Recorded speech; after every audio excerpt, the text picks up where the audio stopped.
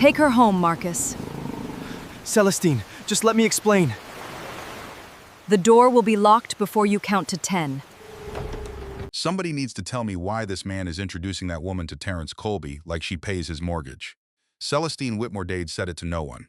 She said it into her sparkling water, into the rim of the crystal glass, into the 6 inches of air between her mouth and the nearest human being, who was a board member's wife named Renee Whitfield, and who was standing close enough to hear but was already looking somewhere else.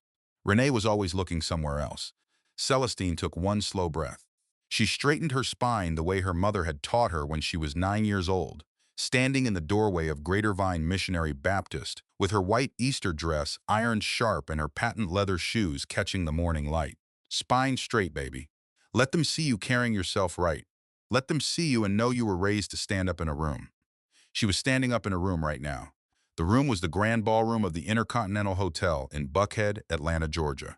The ceiling was 40 feet high and dressed in warm amber light that made every woman in the room look like she had been lit by someone who loved her. The jazz quartet in the corner was playing something soft and unhurried, the kind of music that costs money to have at a party because it never demands attention.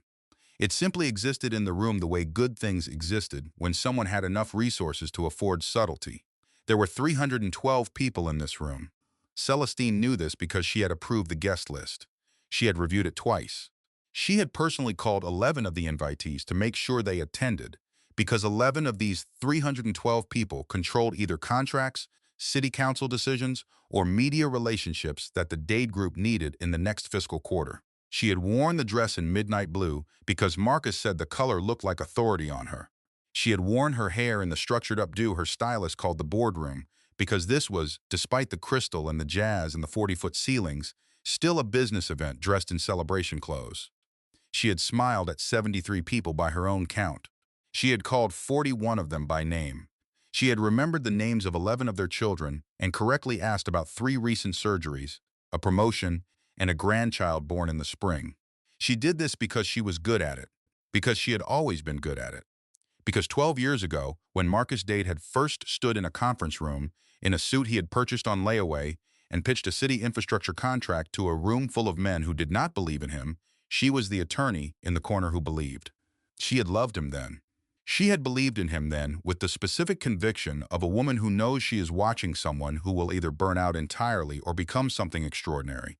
And she had decided, in that conference room, watching him hold that room despite every disadvantage, that he was going to become something extraordinary. She had been right. The Dade Group was now worth $1.2 billion. 12 years from a single contract, from a suit purchased on layaway, and a woman in the corner who believed. She was standing in the room that belief had built. She held her sparkling water with one hand and kept the other on the low curve of her belly, the way she had done for the past several months without thinking about it, the way her body had learned to anchor itself to the new weight, the new reality, the new human being pressing gently against her ribs from the inside. 8 months. She was 8 months pregnant. The baby moved, a slow rolling motion, the way the baby had been moving all evening, as if she too were restless, as if she too could feel something in the air that was not quite right. Celestine looked across the room. Marcus was near the bar. He was always near the bar at events like this, not because he drank heavily, but because men with glasses in their hands felt comfortable. And Marcus Dade had built an empire partly on the skill of making other people comfortable. She had watched him do it for 12 years. She knew the mechanics of it as well as she knew her own handwriting.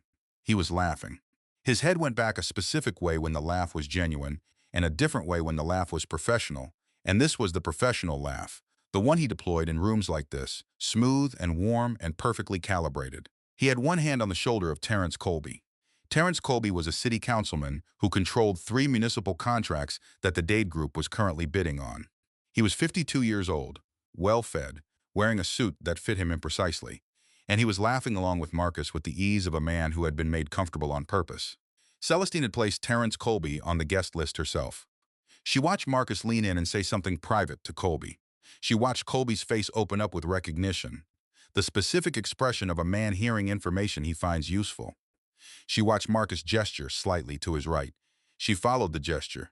The woman was standing approximately 8 feet from Marcus and Terrence Colby. She was young.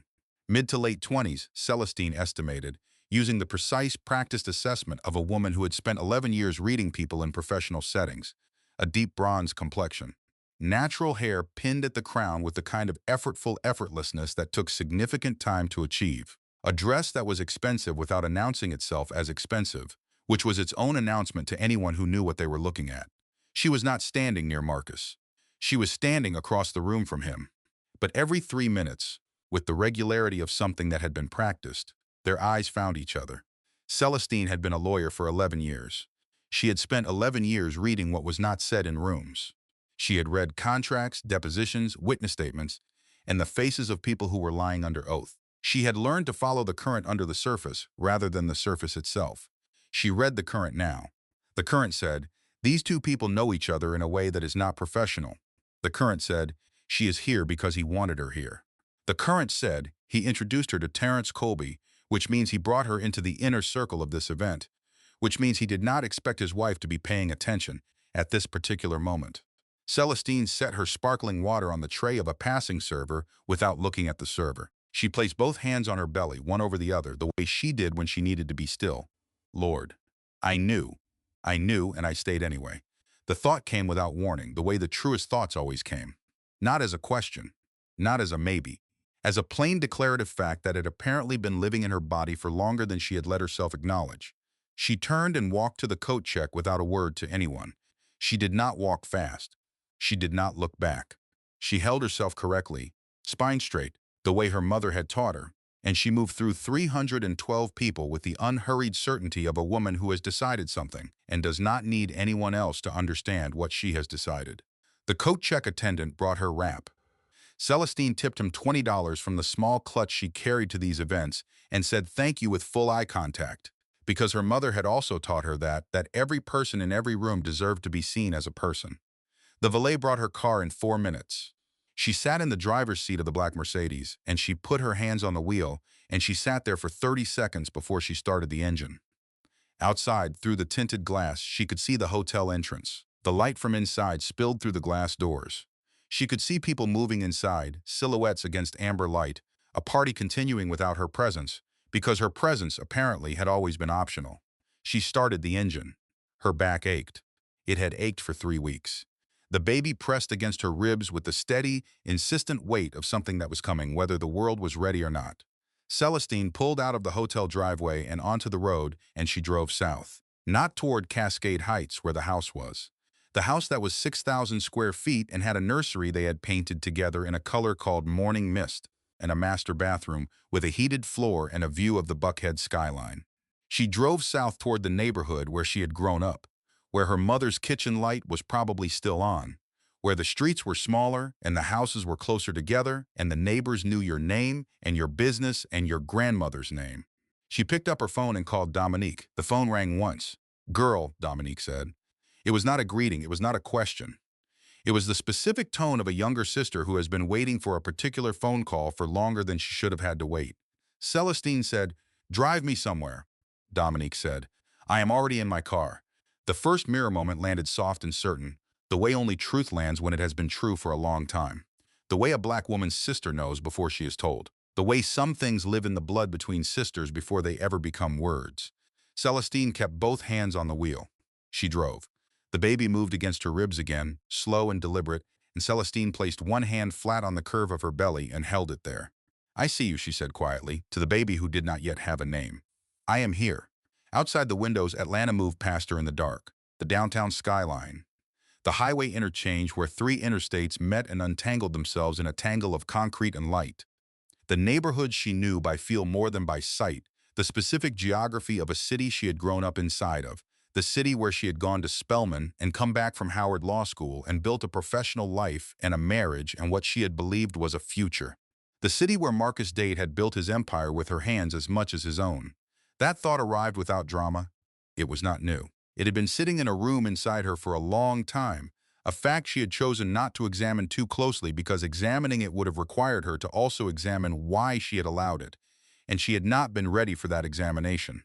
She was apparently becoming ready now. She drove. The jazz quartet was probably still playing. The 312 people were probably still drinking and laughing and making the professional connections she had arranged for them to make. Renee Whitfield was probably still looking somewhere else. Marcus was probably still standing near the bar with his hand on Terrence Colby's shoulder, and somewhere in that amber-lit room, a young woman with a crown of natural hair was standing close enough to his orbit to be warm. The front door of the Intercontinental Hotel, Celestine thought, had closed behind her softly. She had not looked back. She drove south toward her mother's kitchen light, with one hand on the wheel and one hand on her belly, and the baby moved against her ribs like a tide that was going to come in whether the shore was ready or not. Celestine Whitmore-Dade had not cried. She did not cry in the car. She did not cry on the phone with Dominique, whose voice was steady and warm and asked no questions because the right kinds of sister knows when questions are not what you need. She breathed instead. She breathed slowly, the way her O.B. had taught her, the way her body needed her to breathe, and she breathed through the specific ache of knowing something you have been not knowing for a long time. It was a different kind of ache than she had expected. Quieter, more settled, like a bone that had been broken before and healed imperfectly and finally broken clean. By the end of this drive, she thought, I will have to decide who I am. Not Mrs. Dade, not the woman who smiled at 73 people and remembered the names of their children. Celestine. Just Celestine. The woman she had been before the midnight blue dress and the structured updo and the sparkling water she had not finished drinking. She needed to go find that woman. She thought she knew where to start. She drove south and the city opened up around her, and the baby pressed against her ribs, and the night was dark and enormous, and full of the specific silence of a life that was about to change. The Waffle House on Camp Creek Parkway was lit up the way only Waffle Houses are lit up at midnight. Fluorescent and unapologetic and exactly the same inside as it had been. The first time Celestine came here at age 14, with her sister and their mother, after a church revival that had run 3 hours longer than anyone expected. The agreement had been made between sisters when Celestine was 19 and Dominique was 16. If one of them was in real trouble, not surface trouble, not I had a bad day trouble, but real trouble, the kind that sits in your chest and will not move, they went to the Waffle House. They ordered hash browns. They did not leave until the talking was done. Dominique was already in the booth when Celestine came through the door. She had a glass of water in front of her and a menu she was not reading, and the specific expression on her face of a woman who has already prepared herself for what she is about to hear. Celestine sat down across from her sister. She was still in the midnight blue dress. Her structured updo was beginning to release at the temples, small pieces of hair making their own decisions. She had taken off her heels in the car and was wearing the flat sandals she kept in the back seat for exactly this purpose. Because she had learned 3 months ago that 8 months pregnant and high heels were a conversation she was not equipped to have. She sat down. She put her hands flat on the table. She looked at her sister. Dominique looked back. Between them, 22 years of knowing each other passed in the silence. The specific knowledge that lived between sisters who had shared a room until they were teenagers and shared secrets after that and shared the ongoing education of watching their parents' marriage from the inside, learning what to want and what to fear. The server came. Celestine ordered scattered, smothered, and covered. Not because she was hungry, particularly, but because her body wanted something real after 3 hours of salmon and fingerling potatoes, and tiny towers of food that required architectural consideration before you could eat them. She had eaten 3 bites of salmon at the gala. Her body remembered. He brought her, Celestine said. The server had not yet left. She said it anyway. She said it like she was saying the temperature outside, like she was saying a fact about the world that simply existed. To the gala, Dominique said. He introduced her to Terrence Colby, to Renee Whitfield from the board. Celestine paused, as his colleague. Dominique pressed her lips together. A long pause, the kind that meant she was deciding something about how she wanted to say what she was about to say. How long have you known? Dominique said.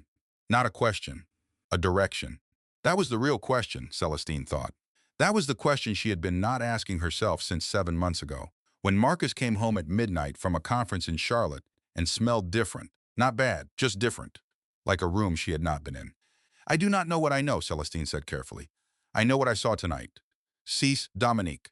They looked at each other, and the server came back with the hash browns, and the cook behind the counter was singing something quiet to himself, and the man in the next booth was asleep, with his face tucked into the crook of his elbow, and the fluorescent lights made everything look equally true. The recognition pain was arriving now. Not the surface shock of what she had seen across the ballroom floor, the shock that had carried her to the coat check, and to the valet and to the highway driving south. That had been clean and fast, like a slap. This was different. This was the recognition underneath the shock, the slower, deeper recognition of someone sitting with a truth she has been refusing to sit with for a long time. Mama is going to say she tried to tell me, Celestine said. Mama did try to tell you, Dominique. Yes, she did. Uncle Reggie tried to tell you something different. Yes, he did. I tried to tell you. Celestine ate a hash brown. It was exactly as good as it always was. Crispy at the edges and soft in the middle and not trying to be anything other than exactly what it was. She appreciated that right now. I know you did, she said. Everybody tried to tell me something. Everybody saw a different piece of the thing. She ate another hash brown. I saw it too. I just needed it not to be true. This was the first honest thing she had said out loud since she left the ballroom, and saying it felt like taking off shoes she had been wearing for too long. The recognition pain was the specific pain of a woman who had chosen, on multiple occasions and for what felt at the time like good reasons, not to know what she knew. It was not the same as being stupid. Celestine was not stupid. She had a law degree from Howard University and an 11-year professional track record that any room would have been glad to have. She was not stupid. She had simply been in love and in hope and in the particular determination of a woman who had invested 12 years of her best self into something and needed that investment to have been sound. That was different from stupid. That was human. Tell me what happened tonight, Dominique said. All of it, Celestine told her. She told her about arriving at the gala and working the room the way she always worked it, calling names and asking about children, and making the specific connections that kept the Dade Group's community standing polished and credible. She told her about watching Marcus near the bar with Terrence Colby. She told her about seeing the woman, about the way their eyes found each other every 3 minutes with the regularity of a habit, about Marcus gesturing slightly with his hand. She told her about walking to the coat check. She told her about sitting in the parking lot with her hands on the wheel for 30 seconds before she started the engine. Dominique listened to all of it without speaking. This was one of the things Celestine had always loved about her sister, the specific capacity of Dominique Whitmore to be fully present in a conversation without requiring her presence to be acknowledged. She just listened. She held space the way she held her classroom when a child was telling her something hard, with her whole body turned towards you and her face open, and nothing in her expression that said, "Hurry up," or "I knew it," or "This is my turn now." When Celestine was done, Dominique sat with it for a long moment. "The question I need you to think about," Dominique said finally, "is not whether he did something. The question is what you need to do next. I know. Because whatever he did or did not do, you are 8 months pregnant. I know, and you need to be thinking about Zora." They had not decided on a name yet. They had been calling the baby Zora for 2 months, since Celestine had read Zora Neale Hurston on the back porch one afternoon and felt something click into place. Marcus had smiled and said they could talk about it. He had not said yes. He had not said no. He had said they could talk about it, which was one of the ways Marcus managed things he did not want to commit to. "I am always thinking about Zora," Celestine said. "I know you are. She is the only thing I am thinking about right now." Celestine put one hand on her belly under the table. "Her and what I need to do to make sure she is safe. Not comfortable. Safe." Dominique looked at her sister for a long moment. "Those are 2 different conversations," she said. "Safe and comfortable." "Yes, they are. Which one do you want to have right now?" "Neither," Celestine said honestly. "Right now I want to eat these hash browns and sit here with you and not have to be anybody's anything for 30 minutes. Dominique picked up her menu, which she did not need, and pretended to study it. "I can do that," she said. They sat. The cook behind the counter finished one song and started another. The man in the next booth shifted in his sleep. A truck pulled off the highway and into the parking lot, headlights sweeping briefly through the windows. The fluorescent lights hummed their steady democratic hum over all of it. The second mirror moment arrived quietly. 2 sisters in a Waffle House booth at midnight, scattered, smothered, and covered.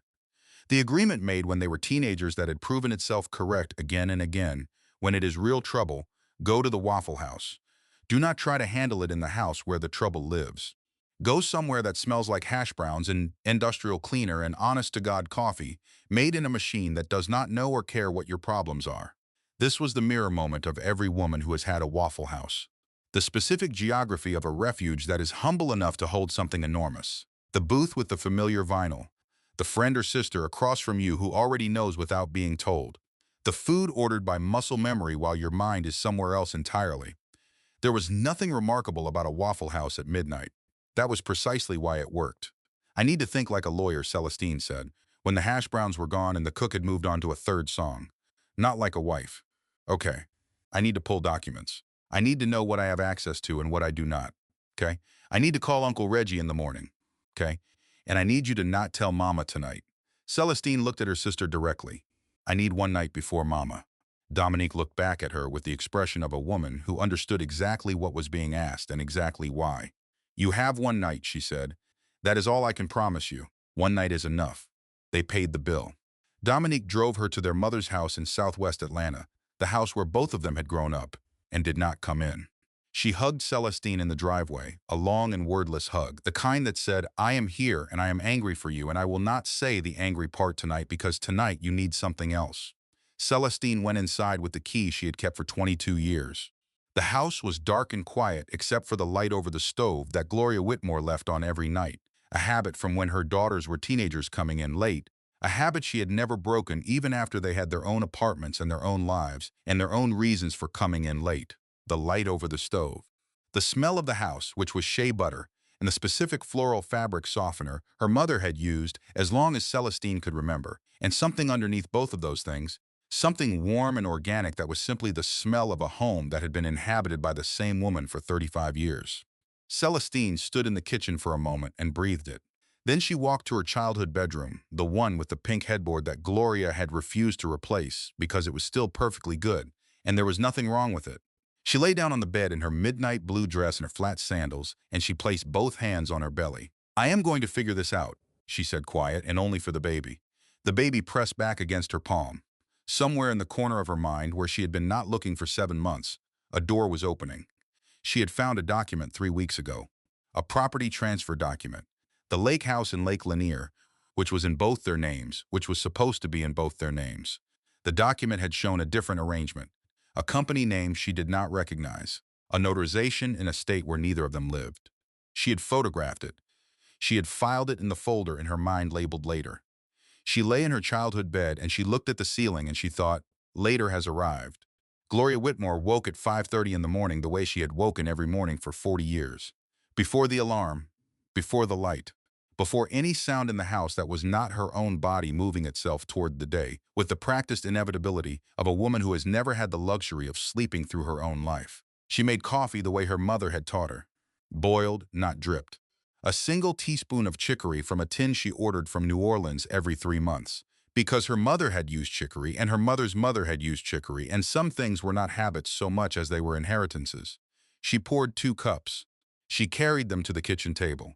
She had heard Celestine come in at 1:47 in the morning. She had heard the specific soft sound of her older daughter moving through the house in the way she moved when she did not want to wake anyone, and she had lain in her own bed, and she had listened to the silence that followed, the particular quality of silence that has a person breathing inside it, and she had known. She had been knowing something for 3 years. She had been keeping it because Celestine had not asked. Because her daughter was 34 years old with a law degree and a marriage and a life she had built, and a mother who offered her opinion without being asked, was a mother who could lose her daughter's trust. She had watched her own mother do this. She had watched the damage it caused. She had decided a long time ago that she would hold what she held and wait until she was needed. She was needed now. Celestine appeared in the kitchen doorway at 6:15. She was still in the midnight blue dress from the night before. Her updo had fully surrendered. Her eyes were clear, which meant she had not slept, but there was no evidence of crying, which meant her daughter had done what her daughter always did, which was to take the thing into herself and hold it there until she decided what it was going to become. Gloria said nothing. She pushed the second cup of coffee across the table. Celestine sat down. She put both hands around the mug. She looked at the surface of the coffee for a long moment. I am not going to say I told you, Gloria said. Thank you, Celestine said. I am going to say something different. Celestine looked up. Gloria looked at her daughter, and she felt the specific weight of this moment. The weight of a mother looking at a child who is also a woman who is also about to become a mother. 3 generations converging in a kitchen in southwest Atlanta at 6 in the morning over 2 cups of chicory coffee. I stayed, Gloria said. In my marriage. I stayed when I should not have stayed. And I need you to understand something about why. The recognition pain was fully here now. Not just Celestine's pain, but something larger. The pain of a lineage of women who had made decisions inside impossible circumstances and were still, all these years later, trying to understand what those decisions had cost them. I was afraid, Gloria said. Not of your father. He was not a bad man. He was a small man, and small men are different from bad men, and it took me too long to understand that I did not have to set my life on fire to accommodate the limits of someone else's size. She wrapped both hands around her own mug. I was afraid of what people would say. I was afraid of giving the church something to talk about. I was afraid of your grandmother's face because your grandmother came up in a time when you stayed no matter what, because the alternative was worse. And she had married that decision into her bones, and she would not have understood leaving. She paused. I am 61 years old and I am telling you, baby, the church talked anyway. The neighbors talked anyway. Your grandmother died not knowing half of what was happening in my house because I protected her from it, and she died anyway.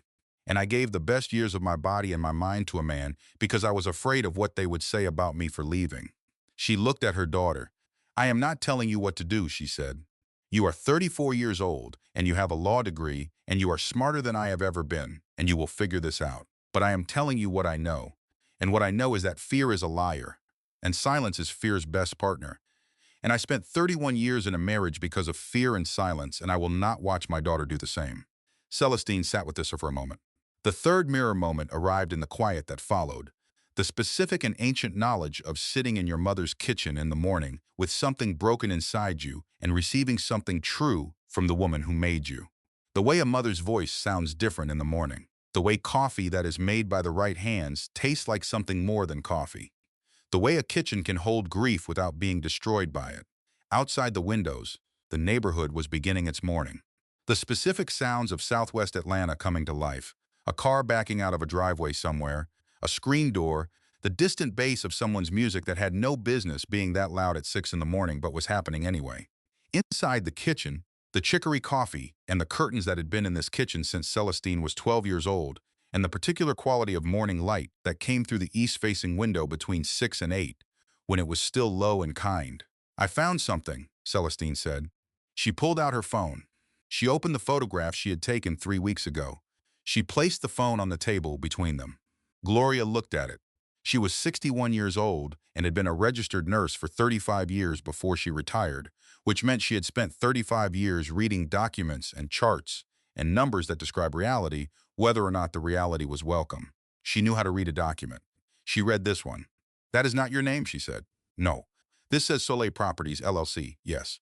What is Soleil Properties, LLC? It is a company registered in the state of Delaware, Celestine said. I looked it up. The registered agent is a law firm that handles corporate formation. The named member is Marcus Alexander Dade. She paused. The asset transferred into it is the lake house in Lake Lanier. Gloria was quiet. We held that property jointly, Celestine said, in a joint holding company that we set up when we bought it. It required both our signatures to transfer or encumber. She looked at the phone on the table. 11 months ago, it was moved out of that joint company and into Soleil Properties, LLC, with only his signature. How, Gloria said. I do not know yet. That is what I need to find out. And you found this 3 weeks ago? Yes. And you did not say anything? No.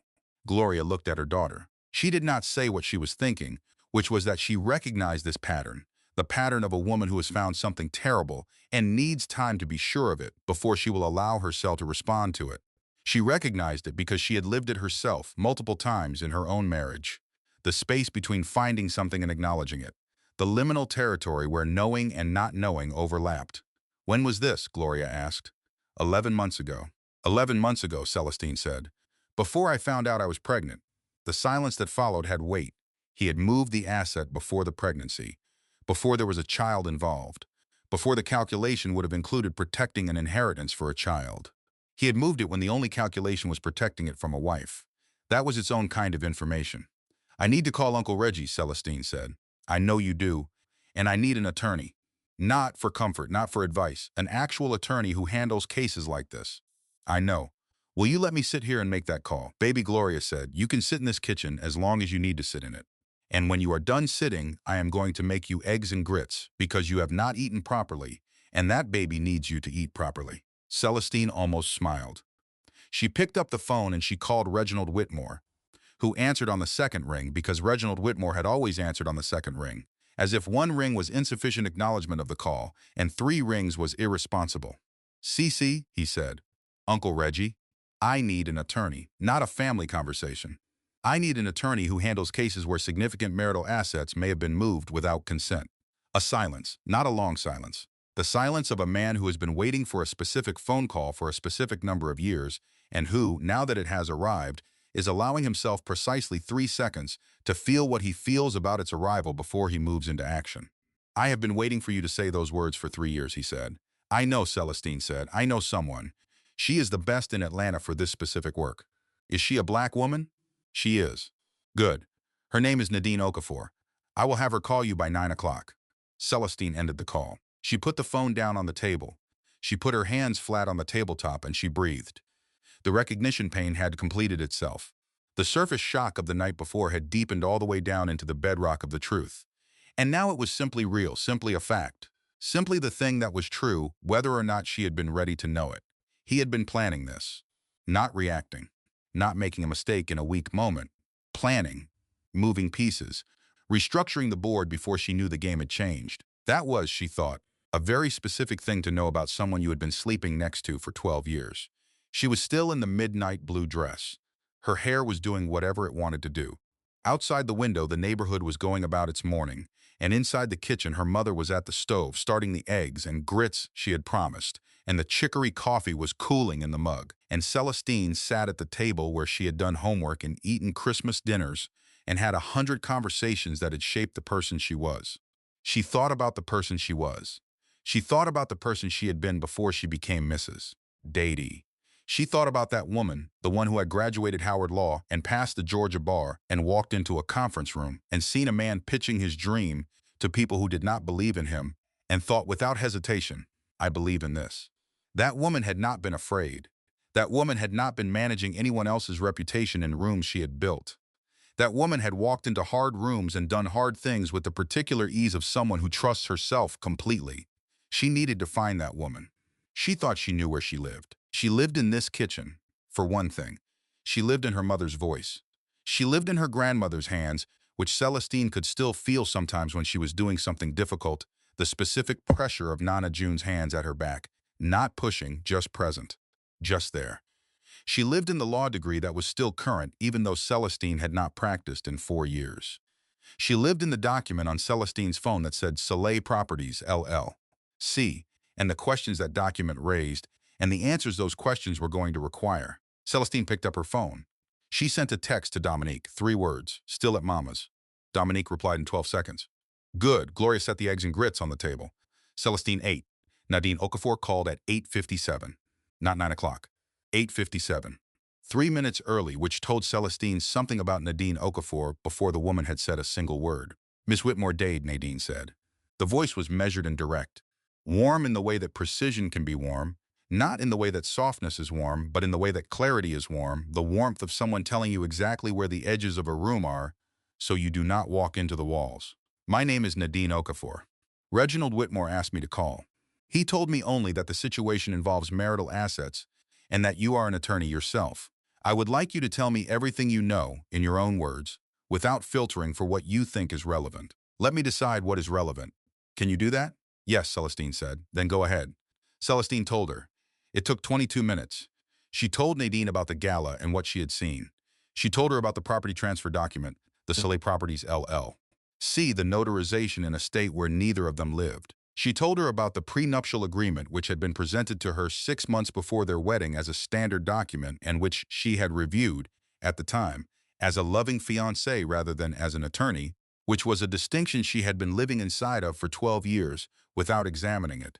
She told her about the business, about the Dade Group, about the first 4 contracts she had drafted, about the community relationships she had built over 12 years, the board members she had cultivated, the nonprofit positions she had held specifically because those positions gave the Dade Group access to city and county relationships it could not have access through pure business development, about the community relations role she had taken on when Marcus had asked her to stop practicing law and focus on the company's presence in the community. She had agreed. She had agreed because it had seemed, at the time, like a reasonable partnership. He ran the business. She was the face of the business in the community. They were building something together. She had not understood at the time what agreeing would mean in a legal context. Nadine was quiet for the entirety of the 22 minutes. When Celestine finished, there was a brief silence. The Delaware LLC is one piece, Nadine said. The prenuptial agreement may be another piece.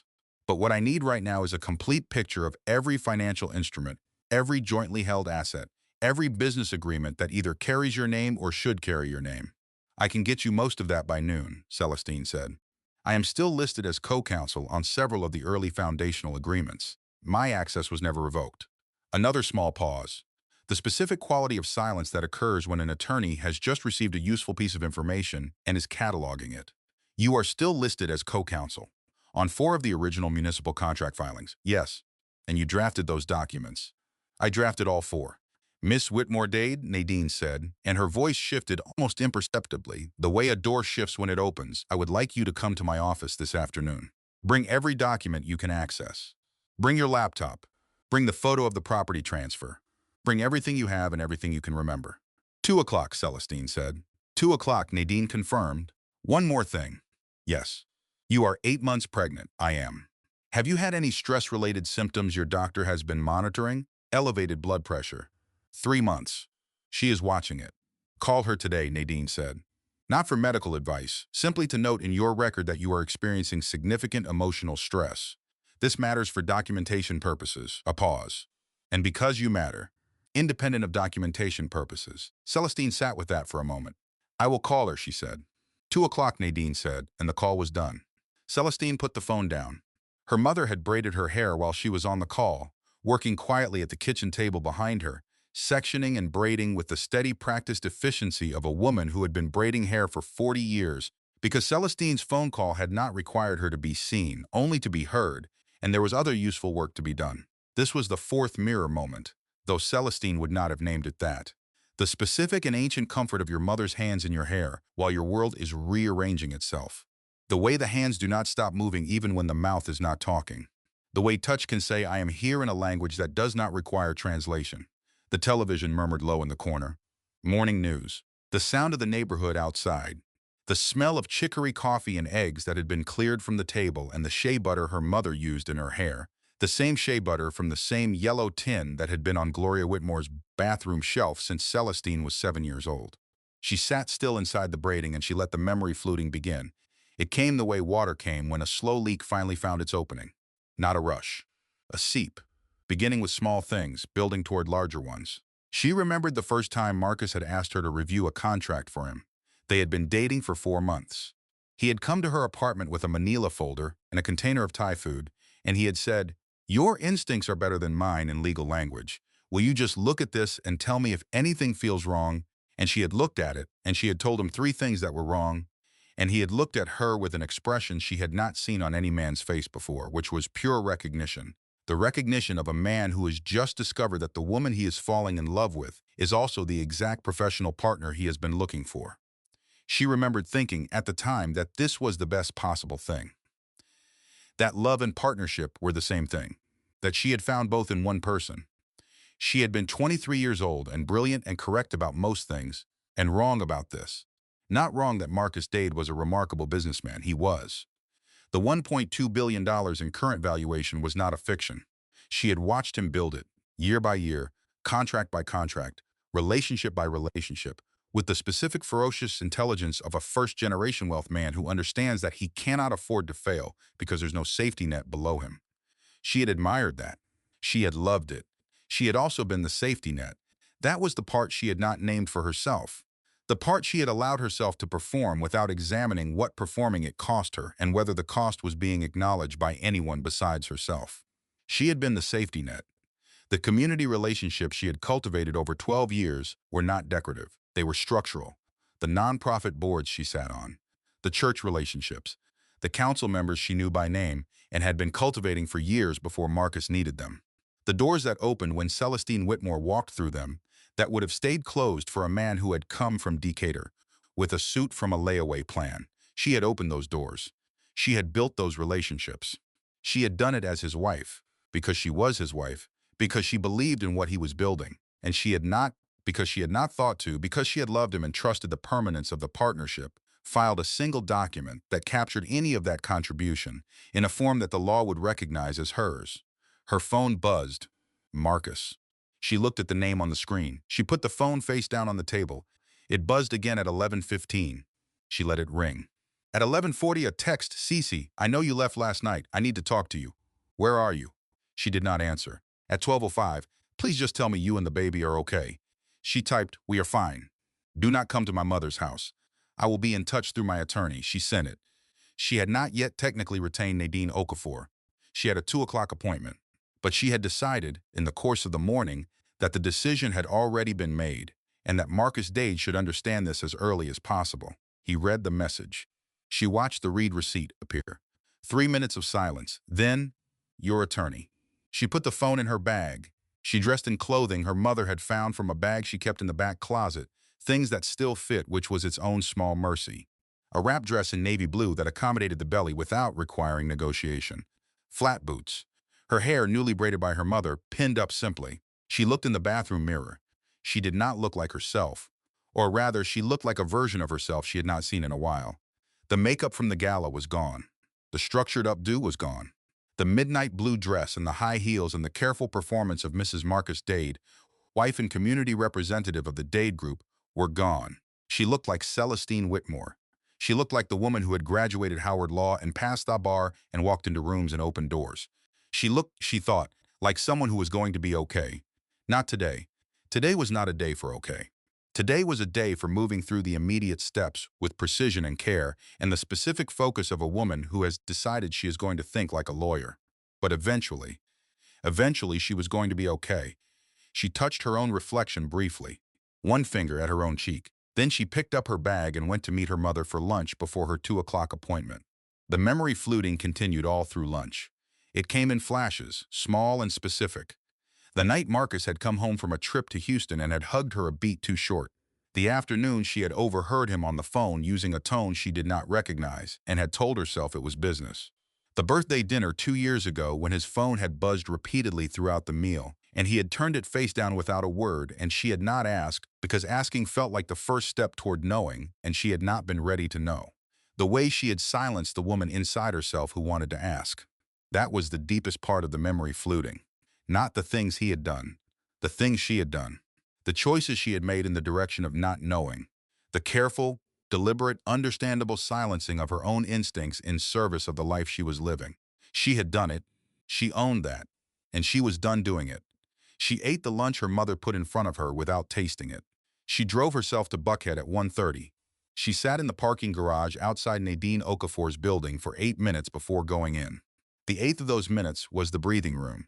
Quiet in the parking garage, the distant sound of the city, her own breathing, the baby pressing steadily against her ribs, her hands on the wheel and then off the wheel and then in her lap, and then finally, when 8 minutes had passed, she picked up her bag and she got out of the car. She had work to do. Nadine Okafor's office occupied the 14th floor of a building in Buckhead that was neither the newest nor the oldest building on the block, which was, Celestine thought, probably intentional.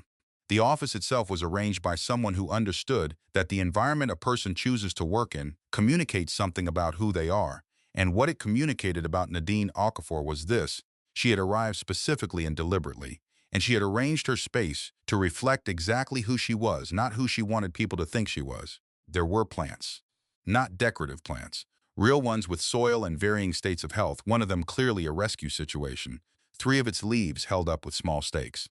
There was a photograph on the corner of the desk of Nadine at what appeared to be a kitchen table, laughing with an older woman, both of them mid-law, neither aware of the camera. There was a framed University of Georgia School of Law diploma on the wall, next to a Howard University School of Law certificate for continuing legal education, which told its own story about a woman who had gone somewhere she was not expected and had continued to acquire credentials in rooms that felt more like home. There were no motivational quotes on the walls. Celestine appreciated this specifically. They spread the documents between them. Celestine's laptop, the photographs she had taken. The prenuptial agreement, which she had retrieved from the safety deposit box she kept at a bank that was not the bank she shared with Marcus, because 12 years of being a lawyer had left her with the habit of having one box that was hers alone. For the next 90 minutes, they worked. Nadine worked with the methodical, dispassionate precision of a surgeon following a nerve. She read without reacting. She flagged without commenting. She built a picture from the documents the way a good attorney builds a case, one verified fact at a time, never letting the feeling of the situation get ahead of the evidence of the situation. Celestine worked the way she had always worked before she had stopped practicing. Precise. With the particular instinct for inconsistency that had made her good at what she did, the instinct that noticed when 2 numbers did not reconcile and when language in a document was slightly more careful than the surrounding language, which meant someone had chosen those words deliberately. By the end of 90 minutes, three things were on the table. The first, Soleil Properties, LLC, held the Lake Lanier property. The transfer had been recorded 11 months ago. The transfer document bore Marcus's signature and a notarization from a Delaware notary public, which meant the document had been prepared in Delaware by an attorney licensed in Delaware, who would have had no occasion to ask questions about the signatory's family situation. The second, a wire transfer from a Dade Group subsidiary 14 months ago to an entity called DG Capital Holdings, registered in the Cayman Islands. The amount was $6,200,000.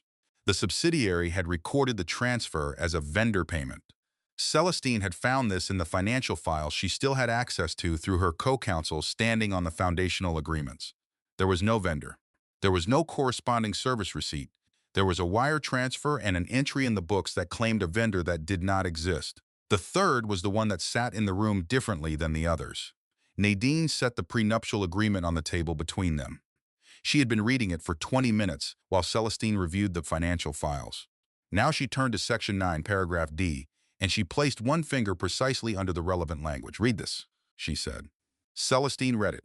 She had read it before. She had read the entire prenuptial agreement before she signed it 12 years ago, in the weeks before their wedding.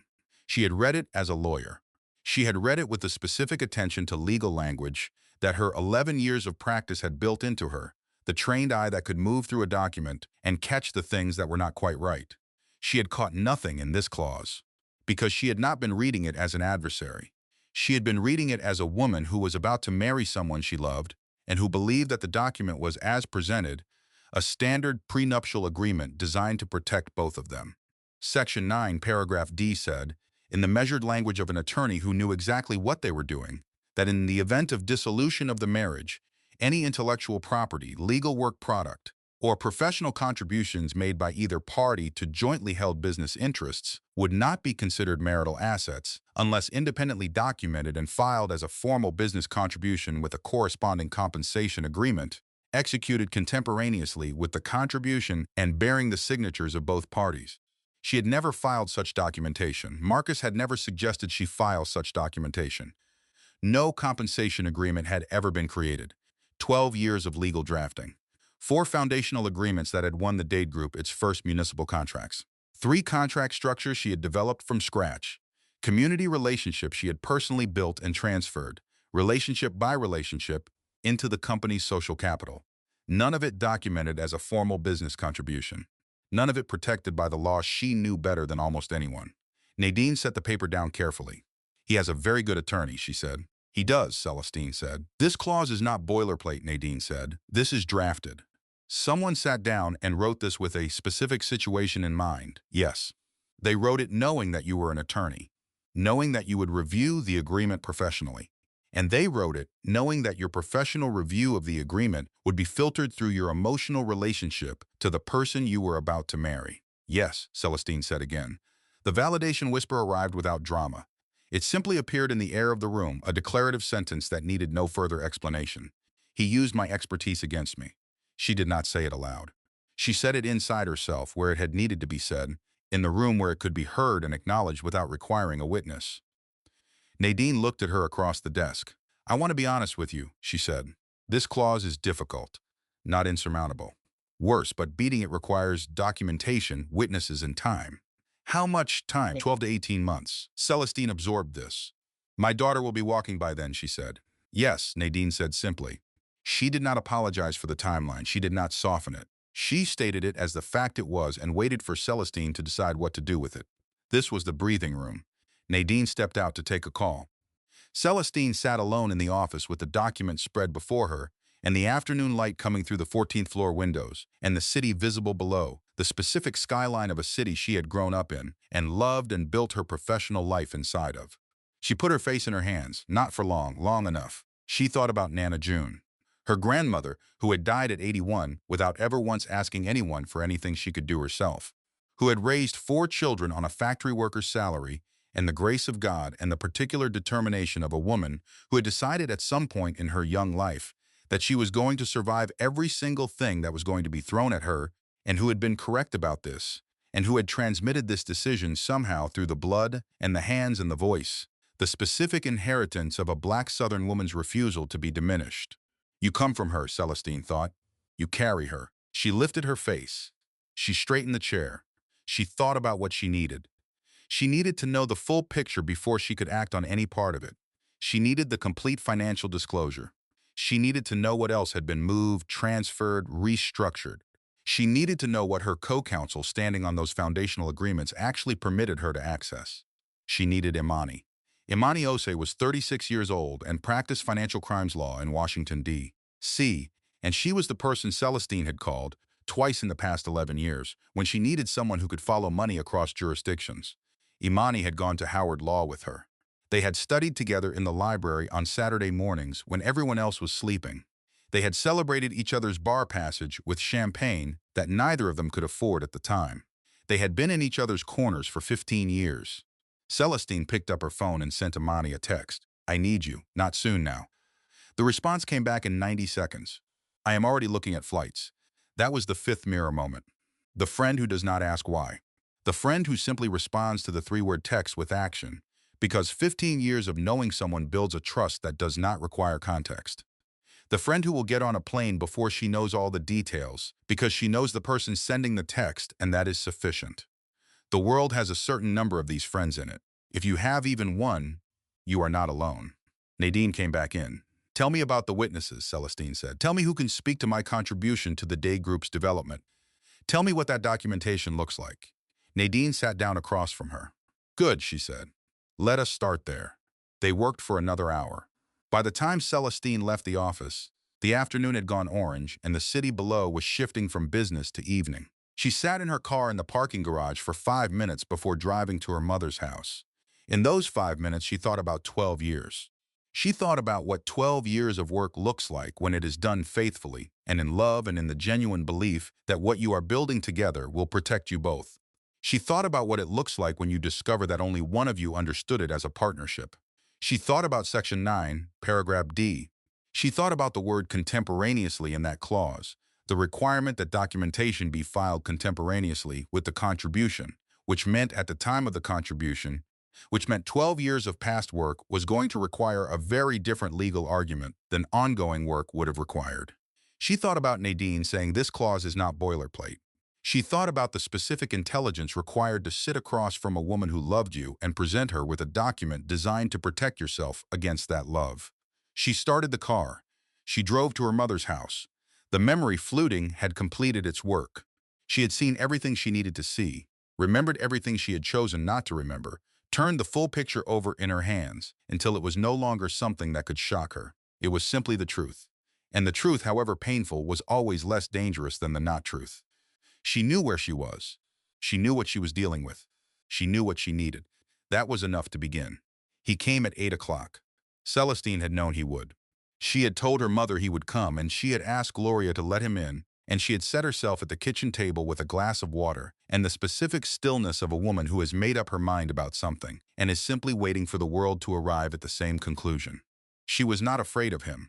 She needed to name that clearly inside herself before he walked through the door. She was not afraid of Marcus Dade. She had never been afraid of him, not physically, not personally, and she was not afraid now. What she had felt in the past was something more complicated than fear. She had felt the specific reluctance of someone who knows that asking a question will change the answer. She had felt the instinct to protect the life she was living from the reality that might unmake it. That was different from fear, and she was done with that too. She heard the doorbell at 8:03. She heard her mother's voice in the hallway, brief and not warm, the specific tone of a woman being polite to someone she has decided she does not need to pretend to like anymore. She heard his footsteps, the familiar weight of him moving through the house, the way a body announces itself through a floor when you have learned to listen for it. He appeared in the kitchen doorway. He was still in his clothes from the night before, the gala suit, jacket removed, shirt open at the collar, the look of a man who had not gone home and had not slept and had been running the calculation all night of what to say when he got here. She noted this the way she was noting everything now, as information. Cece, he said. She said nothing. Can I sit down? She gestured to the chair across from her. He sat. He put his hands on the table open, palms up. She had always known he did this consciously. She had recognized it the first year of their marriage as a learned behavior. Something he did in rooms where he needed to communicate transparency. Something that had probably started as an authentic impulse and become a technique. She had chosen, at the time, not to name it. She had chosen to take the gesture at face value, because she had loved him and she had wanted to believe the gesture meant what it looked like it meant. She did not take it at face value now. The anger was here. It was not the hot volcanic anger she might have expected. It was something colder and more deliberate. It was the anger of a woman who has taken the full measure of a situation and arrived at the far side of it. Clean anger. The kind that clarifies rather than confuses. "I need to explain," Marcus said. She waited. "Jordan is a colleague from the Braxton Group. She was on the gala list because of the potential partnership we have been discussing with their acquisitions team." He paused. "What you saw was a professional interaction. I understand how it may have looked, but—" "Marcus," she said. He stopped. Her voice was quiet. That was the tell. The people who knew Celestine Whitmore well knew that the quieter her voice became, the more certain she was, and the more dangerous the situation was for anyone who was not prepared to meet that certainty. Marcus knew her well. He stopped. "I know about Soleil Properties, LLC," she said. The open hands on the table did not move, but something behind High's eyes did. "I know about D.G. Capital Holdings," she said. "Registered in the Cayman Islands, 14 months ago. $6,200,000 from the Bellingham Avenue subsidiary, recorded as a vendor payment to a vendor that does not exist." The silence in the room changed quality. It was no longer the silence of a negotiation. It was the silence of a man realizing that the opponent across the table is not negotiating from the position he prepared for. "And I know about Section 9, Paragraph D of our prenuptial agreement," she said. "I know it was drafted specifically. I know the language is not boilerplate. I know exactly what it was designed to accomplish, and I know exactly how long ago someone decided that it needed to be in our agreement." She folded her hands on the table. Quiet. Certain. "I have retained an attorney," she said. "Her name is Nadine Okafor. If you are not familiar with her practice, I suggest you ask Cornell Whitfield. He will tell you who she is." She watched his face move through three things in quick succession. The first was denial, the reflex of a man who has been preparing a particular story and is not yet ready to abandon it. The second was recalculation, the pivot of a man who is rapid processing new information and assessing what it changes. The third was something she had not seen often on Marcus Dade's face. Fear. Not physical fear, something more specific. The fear of a man who has carefully arranged a situation and is now confronting the possibility that the arrangement has been seen through by the one person he had counted on not seeing through it. "Cece," he said, and his voice had changed. The open hand's voice was gone. Something underneath it, something that had no performance in it. "We do not have to do this. We are already doing this," she said. "What we do not have to do is do it badly. I am going to have your daughter in 3 weeks. I am going to do that with as little unnecessary stress as medically possible. And then, when I have had adequate time to recover, we are going to sit across from our respective attorneys, and we are going to arrive at a fair resolution. I am not going to let you, Marcus," she said, and the quiet in her voice deepened by one precise degree. "I am going to ask you to hear what I am telling you, and to respond to it as a man who has known me for 12 years. Not as someone managing a business problem. As a man who knows exactly who I am and what I am capable of." He looked at her. The anger had fully arrived now, and it was doing what good anger does when it is controlled correctly. It was not making her louder. It was making her more precise. Every word she said landed in exactly the place she intended it to land, with exactly the weight she intended it to carry. "Do not threaten me," she said. "Do not minimize what I saw. Do not tell me the documents mean something different than they mean. Do not make me explain to you why I am upset when what I am feeling is not upset. What I am feeling is informed. I am a lawyer, and I have access to the same foundational documents that I helped draft, and I have a very clear picture of what has been happening and why. Cease, I love you." The 3 words landed in the room, and she sat with them. She believed him. That was the complicated part. She believed that Marcus Dade loved her in the way that he was capable of loving someone, which was a real way, a genuine way, but a way that had always been in service of Marcus, in service of what worked for Marcus, in service of Marcus's continued sense of himself as the protagonist of every room he entered. You could love someone and still do this to them. That was not a paradox. That was just a truth about how some people were built. "I know you do," she said, "and I loved you. I built something with you that I believed in, because I believed in you. And none of that is the point of this conversation." She stood up. 8 months pregnant and standing was its own small negotiation, the specific physics of a body that was no longer entirely hers. But she did it without assistance and without drama. "I am going to sleep," she said. "I will have Nadine reach out to Cornell Whitfield tomorrow." Please go home, Marcus. He sat at her mother's kitchen table for a long moment. There was something in his face that she identified, after a moment, as grief, genuine grief.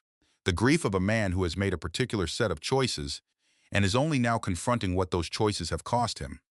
She felt briefly something complicated about that grief. Then she felt the baby press against her ribs. Then she walked out of the kitchen. She heard a few minutes later the front door close. Soft. Final. Her mother appeared in the doorway of her bedroom. "I made you some tea," Gloria said. "Thank you, Mama. You want company, please." Gloria came in and sat in the chair by the window, and they did not talk for a long while. The neighborhood was quiet outside. A television somewhere, a dog. The specific silence of a Thursday night in southwest Atlanta, which was the silence of a neighborhood that had survived many things and was not surprised by anything and went on existing regardless.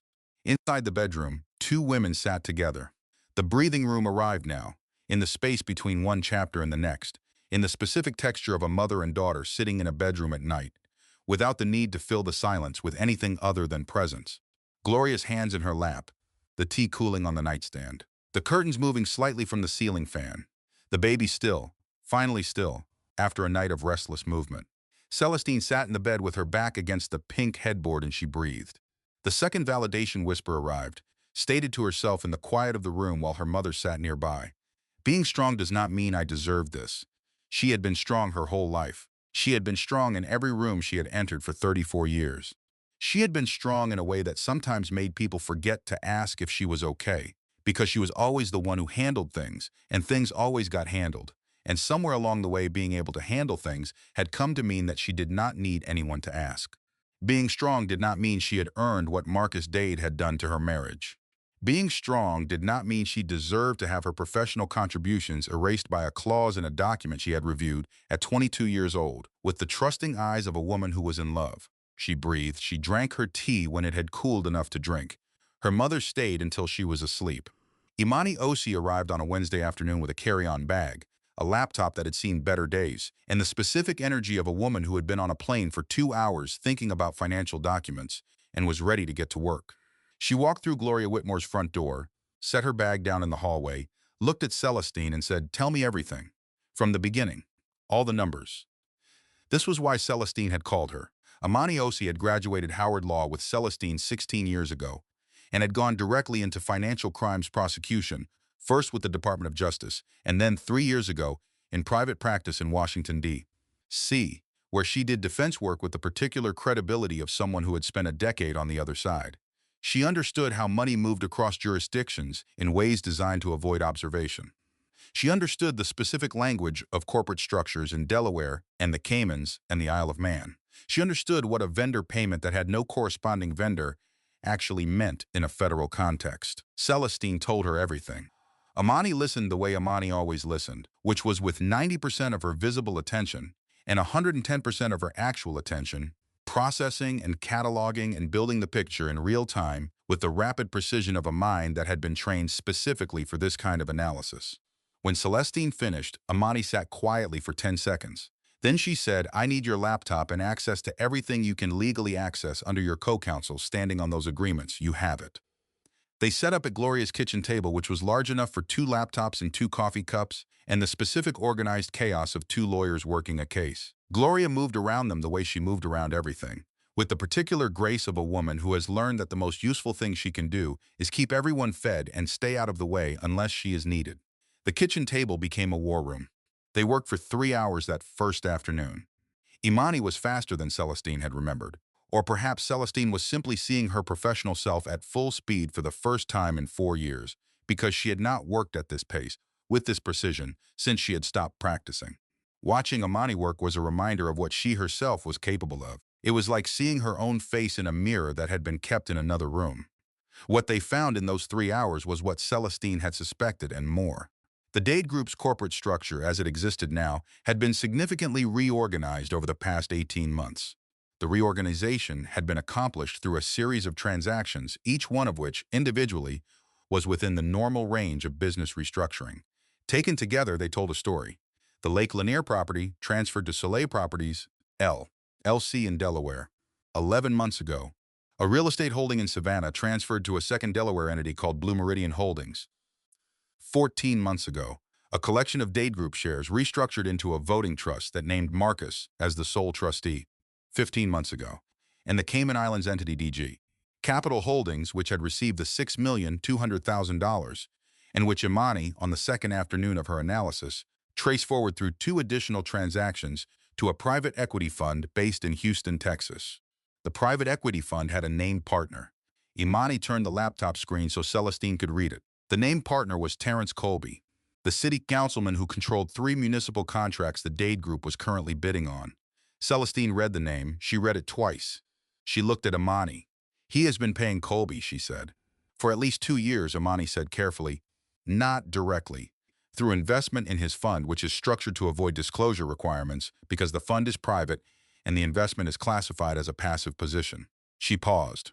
"But the practical effect of a $1.2 billion company's principal investing $6 million in a private equity fund managed by a city official who controls municipal contracts for which that company is actively bidding is, it is a bribe," Celestine said. "In a structure." It is, Imani said. "Yes. That is not just a marital asset matter." "No," Imani said. "It is not." The 2 women sat with this. "The leverage," Celestine said slowly, "looks different than it did yesterday." "Significantly different," Imani said. "I need to call Nadine." She called Nadine, who listened to the Colby information without speaking, and then said, very quietly, the quiet of someone doing rapid legal analysis, "Do not send me this by email. Bring the documentation in person.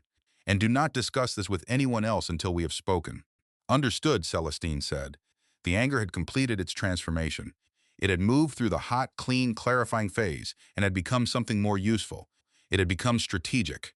It had become the particular discipline of a woman who had spent 11 years in professional practice learning that the most effective response to a complicated problem is not the loudest response. It is the most precise one. She was not angry in the way that made people lose.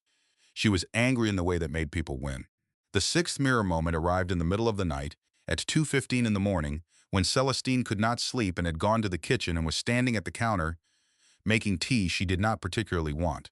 The house was quiet. Imani was asleep on the couch. Gloria was asleep in her room. Zora was moving against Celestine's ribs in the particular way she moved at this hour, slow and circular, as if she were simply exploring the limits of the space she had been given. Celestine stood at the kitchen counter in her mother's kitchen, and she thought about what she was doing. She was fighting for what she had built. That was the plain truth of it. She was fighting for the acknowledgment of 12 years of work done in good faith and in love and in the genuine belief that partnership meant something. She was fighting because the law, which she understood better than most people, did not automatically protect what she had contributed, and she was going to have to make the law see it. She thought about the women who could not fight this fight, the women who did not have a law degree, the women who did not have an Imani on a couch in the living room and a Nadine Okafor waiting for a phone call and an Uncle Reggie who knew exactly who to call. The women who had contributed just as much, built just as much, invested just as much, and had no mechanism for making anyone see it. She was going to win her own case. And then she was going to build something. She did not know yet exactly what it would look like. The idea was still forming the way ideas form in the body before the mind has named them. But she felt it, solid and certain, the way she felt things that were going to be true. She was going to win, and then she was going to build something for the women who came after her with the same situation and less armor. She drank her tea. She went back to bed. She put her hand on the curve of her belly in the dark. "You and me," she said quietly, to the baby who was not yet here and was already everything. "We are going to be fine." The baby pressed back against her palm. The third validation whisper landed in the dark of her childhood bedroom. "I kept his secrets and he sold mine."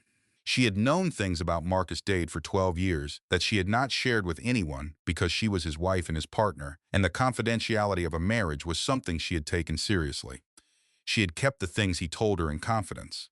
She had managed the image he needed managed.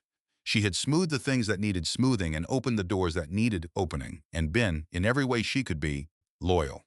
He had taken 12 years of her best professional work and designed a legal mechanism to ensure that it would not be recognized as hers. He had introduced his girlfriend to the board members of the company Celestine had helped him build. He had arranged his financial life to protect it from the dissolution of a marriage that he had apparently anticipated long before she had. She had kept his secrets. He had not kept hers. That was a very specific thing to know. She was going to proceed accordingly. 13 days later, Celestine went into labor at 2:40 in the morning. She had been sleeping the way she had been sleeping for 3 weeks, which was not quite sleeping, more like resting on the surface of consciousness with one ear still in the room, her body too heavy and too restless and too aware of itself to fully release into sleep. The first contraction came and she lay still and breathed through it, counting, waiting for the second one to confirm what the first one was. The second one came at 2:51. Real. This was real. She called Dominique first, because that was the order of operations they had established weeks ago, in the calm before this moment. Dominique answered on the first ring, which was remarkable because it was 2:52 in the morning, except that it was not remarkable at all, because Dominique had been sleeping with her phone on the pillow beside her for 10 days. "I'm coming," Dominique said. Before Celestine had said more than her name, she called her OB.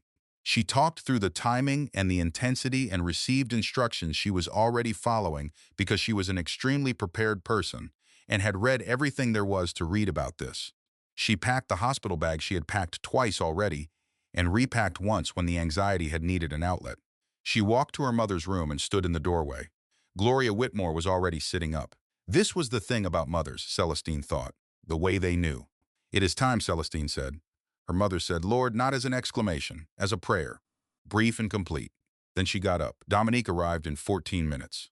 The three of them moved through the dark house with the specific purposeful silence of women doing something that needed doing, and Dominique drove while Gloria sat in the back with Celestine's hand in both of hers, and the city at 3 in the morning was a different city than the city in the day, quieter and larger somehow, the specific loneliness of a city at the hour when most of its people are asleep. The hospital was bright and cold and smelled of antiseptic and institutional coffee and the particular chemical scent of plastic tubing and clean floors. Celestine had not spent much time in hospitals as a patient. 11 years of watching her mother go to work there had given her a complicated relationship with the smell of hospitals, which she had always associated with her mother leaving and coming back, the specific smell of her mother's return at the end of a 12-hour shift. She was admitted, she was checked, her blood pressure was high. Her OB said, "Not dangerous, but we are watching it." She sent a text to Marcus, "I am at Piedmont, you should know." She had thought about this in the previous days. She had decided. Whatever Marcus Dade had done, he was this child's father. And she had decided at some point in the week since the gala that she was not going to use Zora as a weapon. Not ever. Whatever she needed to take from Marcus in a courtroom, she was not going to take his daughter from him as a first resort. She was not built that way, and she was not going to become built that way. He arrived at 4:15. He came in quietly. He stood in the doorway of the labor room, and he looked at Celestine, who was in the specific focused state of a woman who is breathing through contractions and has no available bandwidth for anything that is not the immediate work of her body.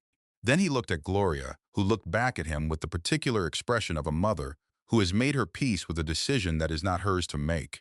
Then he looked at Dominique, who looked at him with the expression she had been looking at him with for 3 years, which was clear-eyed and measuring and contained, within its clarity, all the things she had not said aloud. He stepped back into the hallway and sat down. He stayed. Celestine did not speak to him. She could not speak to him. She was engaged in the most physically demanding thing she had ever done in her body, and everything that was not related to that work was somewhere very far away. The labor lasted 11 hours.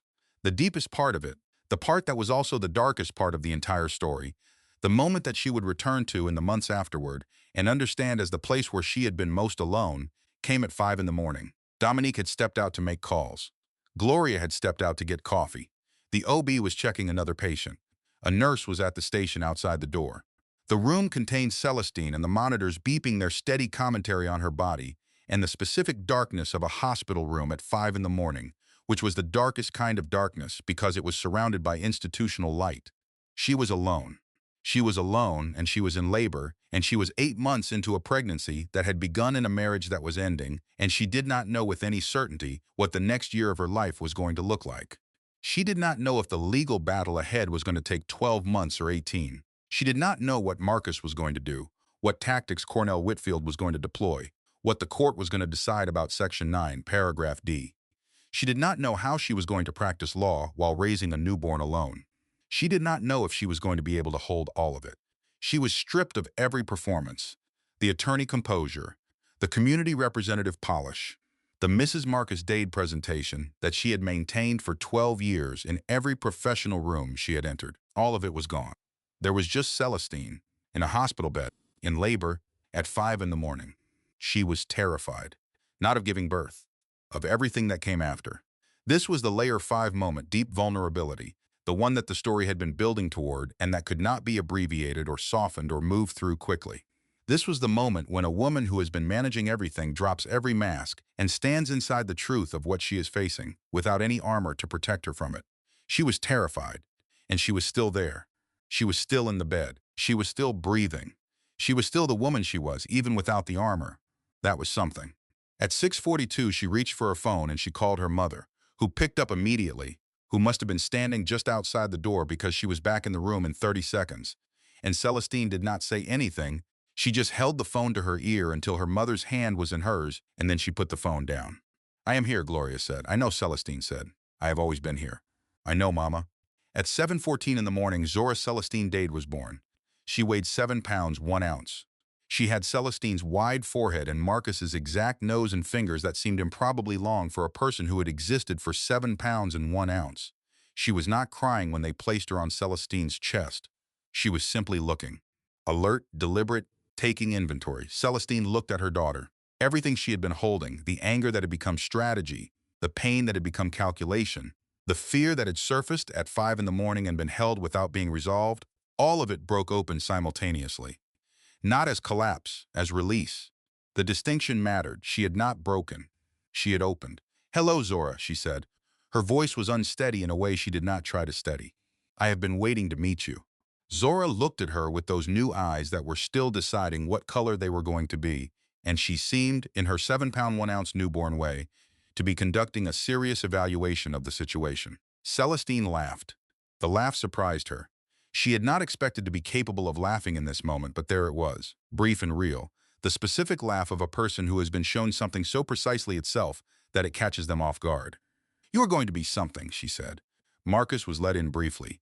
He stood at the edge of the room. He looked at Zora. Something moved through his face that Celestine could not name and did not try to name. Something that had no performance in it. Something that was simply what happened to a man when he saw his daughter for the first time. He cried. Quietly, without requiring anyone to notice. Celestine saw it. She felt for a moment the grief underneath the anger. The grief of what could have been, of who they could have been if he had been different, or if she had required more earlier, or if the specific accumulated decisions of a marriage had arranged themselves differently. Then Zora made a sound. A small declarative sound, the sound of a person announcing their continued presence in a room. Celestine looked back at her daughter. That was the end of the grief. The breathing room that followed was the quietest and most complete of any that had come before it. Zora asleep on her chest. The monitors, which had been so loud, now felt like background music. Gloria in the rocking chair in the corner with her Bible open in her lap, but her eyes on her granddaughter. Dominique asleep on the small couch with her shoes still on, because she had been awake for 11 hours and had simply stopped mid-sitting.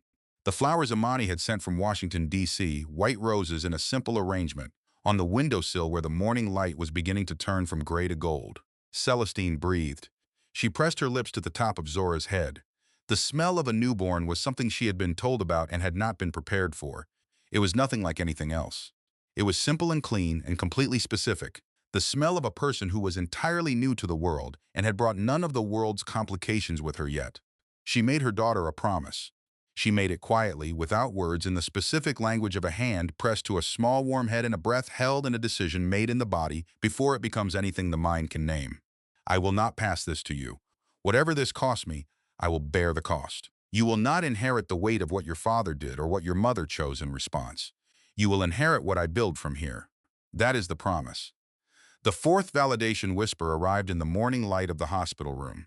My mother did not raise me to disappear inside somebody else's name. She was still here. She was still Celestine. She had always been Celestine, underneath the midnight blue dresses, and the structured updos, and the business relationships, and the 12 years of building something she had believed was theirs. She was still here. She still had her law degree, and her bar license, and her mind, and her daughter, and the specific inherited determination of a line of women who had survived harder things than this, and built lives from the ruins of harder things than this, and passed something forward to the next generation every time.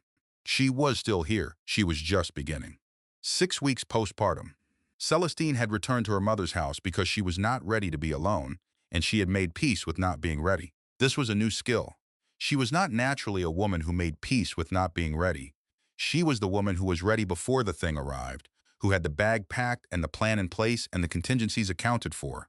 She was the woman who had read every book about labor and delivery and newborn care and had color-coded a feeding schedule and had nevertheless been entirely unprepared for the specific reality of a 7-pound person in her arms who required everything she had. She was learning to let the readiness arrive when it arrived. The routine had established itself in the second week. 5:30, Zora woke. She always woke at 5:30 with the specific deliberateness of a person who has an internal schedule and intends to keep it. Celestine nursed her in the rocking chair by the window, the one that had been in her mother's house since she was a teenager. She watched the street come alive. The first cars, the man 3 doors down who walked his Labrador at the same time every morning, the school bus that moved through at 6:45, the specific choreography of a neighborhood beginning its day. She had missed this, she realized. The particular life of an ordinary street in the early morning. She had been living in Cascade Heights for 6 years, where the streets were wider and quieter, and the neighbors were fewer and more deliberately invisible to each other. She had not realized, until she was back in this neighborhood at 5:30 in the morning, what she had been missing. 7. Gloria made breakfast. They ate together at the kitchen table, often in the easy silence that had developed between them, the silence of 2 women who had said the necessary things and were now simply existing alongside each other with the comfort of people who know exactly who the other person is. 9 to noon, Celestine worked. She had set up a small desk in the bedroom and she worked while Zora slept. Because Nadine needed documentation and Imani was still, 3 weeks after her return to Washington, sending her files and analyses and findings from the DG. Capital Holdings thread she had continued to follow. Imani had flown back to Washington on the day Zora was born, because she had a hearing she could not postpone, but she had called every day since, sometimes twice. On the 5th day after the birth, she had said, with the particular directness of someone who has been thinking about something and has decided to say it, "You are going to be fine. I want you to know that I know that." "I know you know that," Celestine had said. "I know you know that I know that," Imani had said. "I am saying it out loud anyway." This was the 7th mirror moment, distributed over the 6 weeks rather than concentrated in a single scene. The specific kind of friendship that operates across distance, the friend who calls every day and says the thing that needs saying, even when it does not need to be said, because love is sometimes the decision to be redundant about the important things. Nadine called on a Wednesday morning of the 5th week. "I need you to come in," she said. "I have read through the full documentation from Imani's analysis, and I want to talk through the strategy." Celestine came in. The meeting with Nadine lasted 3 hours. They sat across the desk from each other with the documentation spread between them and the city visible through the windows and Zora in her carrier against Celestine's chest, asleep with the particular totality of a sleeping infant, which is the most complete sleep there is. "Here is where we are," Nadine said. "We have 3 pieces that, taken together, give us a very different position than the prenuptial agreement alone would suggest." She laid them out. The first, the property transfers, Soleil Properties and Blue Meridian Holdings, accomplished without Celestine's consent and therefore arguably in violation of the joint holding agreement they had both signed at the time of the acquisition. The second, Celestine's co-counsel standing on the foundational agreements, which established her documented professional role in the company's early legal development, which was the strongest piece of evidence that the clause in Sec. 9, paragraph D had been designed to circumvent. The third, the DG Capital Holdings and Terrence Colby connection. Nadine paused at the third one. "This third piece," she said carefully, "is different in kind from the others. This is not a marital asset dispute. This is potentially a federal matter." "I know," Celestine said. "The question of how we use it and whether we use it in the context of the divorce proceedings is one I want you to think about carefully." "I have been thinking about it." "Tell me what you are thinking." Celestine was quiet for a moment. She looked at Zora, sleeping against her chest. She thought about what she had said to herself in her mother's kitchen at 2:15 in the morning when she was making tea she did not want. "My purpose," she said, "is my daughter's financial future and the legal acknowledgement of what I contributed to the Dade Group. That is my purpose. I do not need to destroy Marcus. I need him to be honest. Those 2 things may not be separable," Nadine said. "I understand that." Celestine looked at her. "If he settles fairly, and if the settlement includes the acknowledgement I need, I will not be the party who surfaces the Colby information to federal investigators." Nadine sat with this. "You understand," she said, "that what you are describing is leverage. Specifically, leverage of the kind that, if used correctly, changes the nature of the negotiation significantly." "Yes," Celestine said. "I understand that. And you are comfortable with that." "I am comfortable with protecting my daughter," Celestine said. "Everything else is method." The 5th validation whisper arrived in the clear air of Nadine's office, stated internally with the precision of a woman who has arrived at the far side of something and knows exactly where she is standing. His money was never mine, and I built more than he knows. She had built it. She had built it with her own legal expertise, her own professional relationships, her own consistent presence in rooms that the Dade Group needed access to. She had built it in service of a partnership that had turned out not to be a partnership in the eyes of the law, because of a clause that had been written specifically to ensure that what she built would not be recognized as hers. She had built it anyway, and she was going to make the world see it. Nadine called Cornell Whitfield the following morning. She sent him a letter. The letter outlined what they had found. It outlined Celestine's co-counsel standing. It outlined the property transfers and the grounds for challenging them. It outlined, in carefully measured language, the existence of information in their possession regarding transactions that might be of interest to parties beyond this proceeding. It did not name Terrence Colby. It did not need to. Cornell Whitfield called Nadine 48 hours after the letter was sent. Nadine called Celestine. "They want to negotiate," she said. Celestine was nursing Zora. She shifted her daughter slightly and said, "Of course they do. They have proposed mediation." "Of course they have. I want you to think about what you need," Nadine said. "Not what you are willing to accept. Not the minimum you can live with. What you actually need. The settlement amount. The property arrangement. The custody structure. Zora's financial future. The formal acknowledgement of your contributions to the company. Think specifically and tell me." "I will think about it," Celestine said. She thought about it for 3 days. She thought about it at 5:30 in the morning in the rocking chair. She thought about it on the evening walks she had started taking. Zora in the carrier, moving through the neighborhood at dusk when the light was soft and the air was cooler, and the streets had a particular quality that she had grown up inside of and was grateful to be inside of again. She thought about what she needed, not what she was willing to accept, what she needed. The breathing room arrived on the 4th evening at dusk on a residential street 3 blocks from her mother's house. She stopped walking. Zora was asleep in the carrier. The neighborhood was doing its evening things around her. A woman watering her front garden, children on bikes making their last circuit before dinner, a radio playing from an open window, the specific sound of a Thursday evening in a neighborhood that had its own rhythms and its own life entirely independent of anything happening in her. She stood there. She breathed. She let the neighborhood be the neighborhood around her. She thought, "This is what I need. This. The ability to stand still on a street with my daughter asleep against my chest and be in the world without performing anything for anyone." She thought about the list: Zora's safety, a financial settlement that acknowledged the truth of what she had built, the ability to practice law if she chose to, a home that was hers and only hers, and something else, something she had not said to Nadine yet but was going to. She wanted Marcus to know. She wanted it to be part of the record. She wanted there to be a document in the world that said, in official language, that Celestine Whitmore-Dade had contributed to the Dade Group's founding and development, and that this contribution was real and recognized and worth something, not for him to see it, for Zora to see it someday. She started walking again. She had work to do. The document that Amani Osi sent on a Saturday morning was 14 pages long, single-spaced, organized into sections with the specific precision of a financial crimes attorney who has spent 16 years learning how money tells the truth even when people do not. Celestine read it at the kitchen table while Zora slept in the bassinet beside her, the baby monitor on the table next to the coffee cup, the Saturday morning light coming through the kitchen window at the angle that made the table warm. She read it once quickly. Then she read it again slowly. Then she called Amani. "Page 9, she said. "I know," Amani said. "Walk me through it."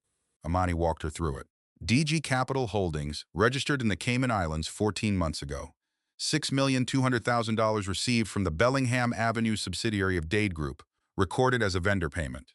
No vendor DG. Capital Holdings then distributed funds to 3 additional entities.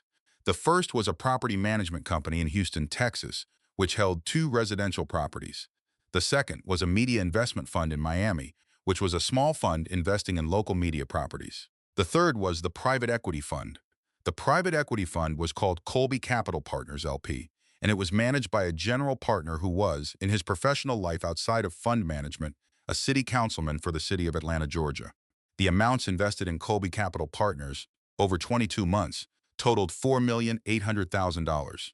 Terrence Colby controlled, through his position on the City Council's Infrastructure Committee, the decision-making process for 3 municipal contracts the Dade Group was actively bidding on. The combined value of those contracts was $214 million. He has been buying the contract, Celestine said. Through an investment structure, Imani said. Which is the polite version of what he has been doing, yes. This is why he needed the offshore structure. This is why DG Capital Holdings is in the Caymans and the fund is in Texas. He needed the distance, yes. And the vendor payment entry in the books is covering the initial transfer out of the company's accounts in a way that would not immediately flag in a standard audit.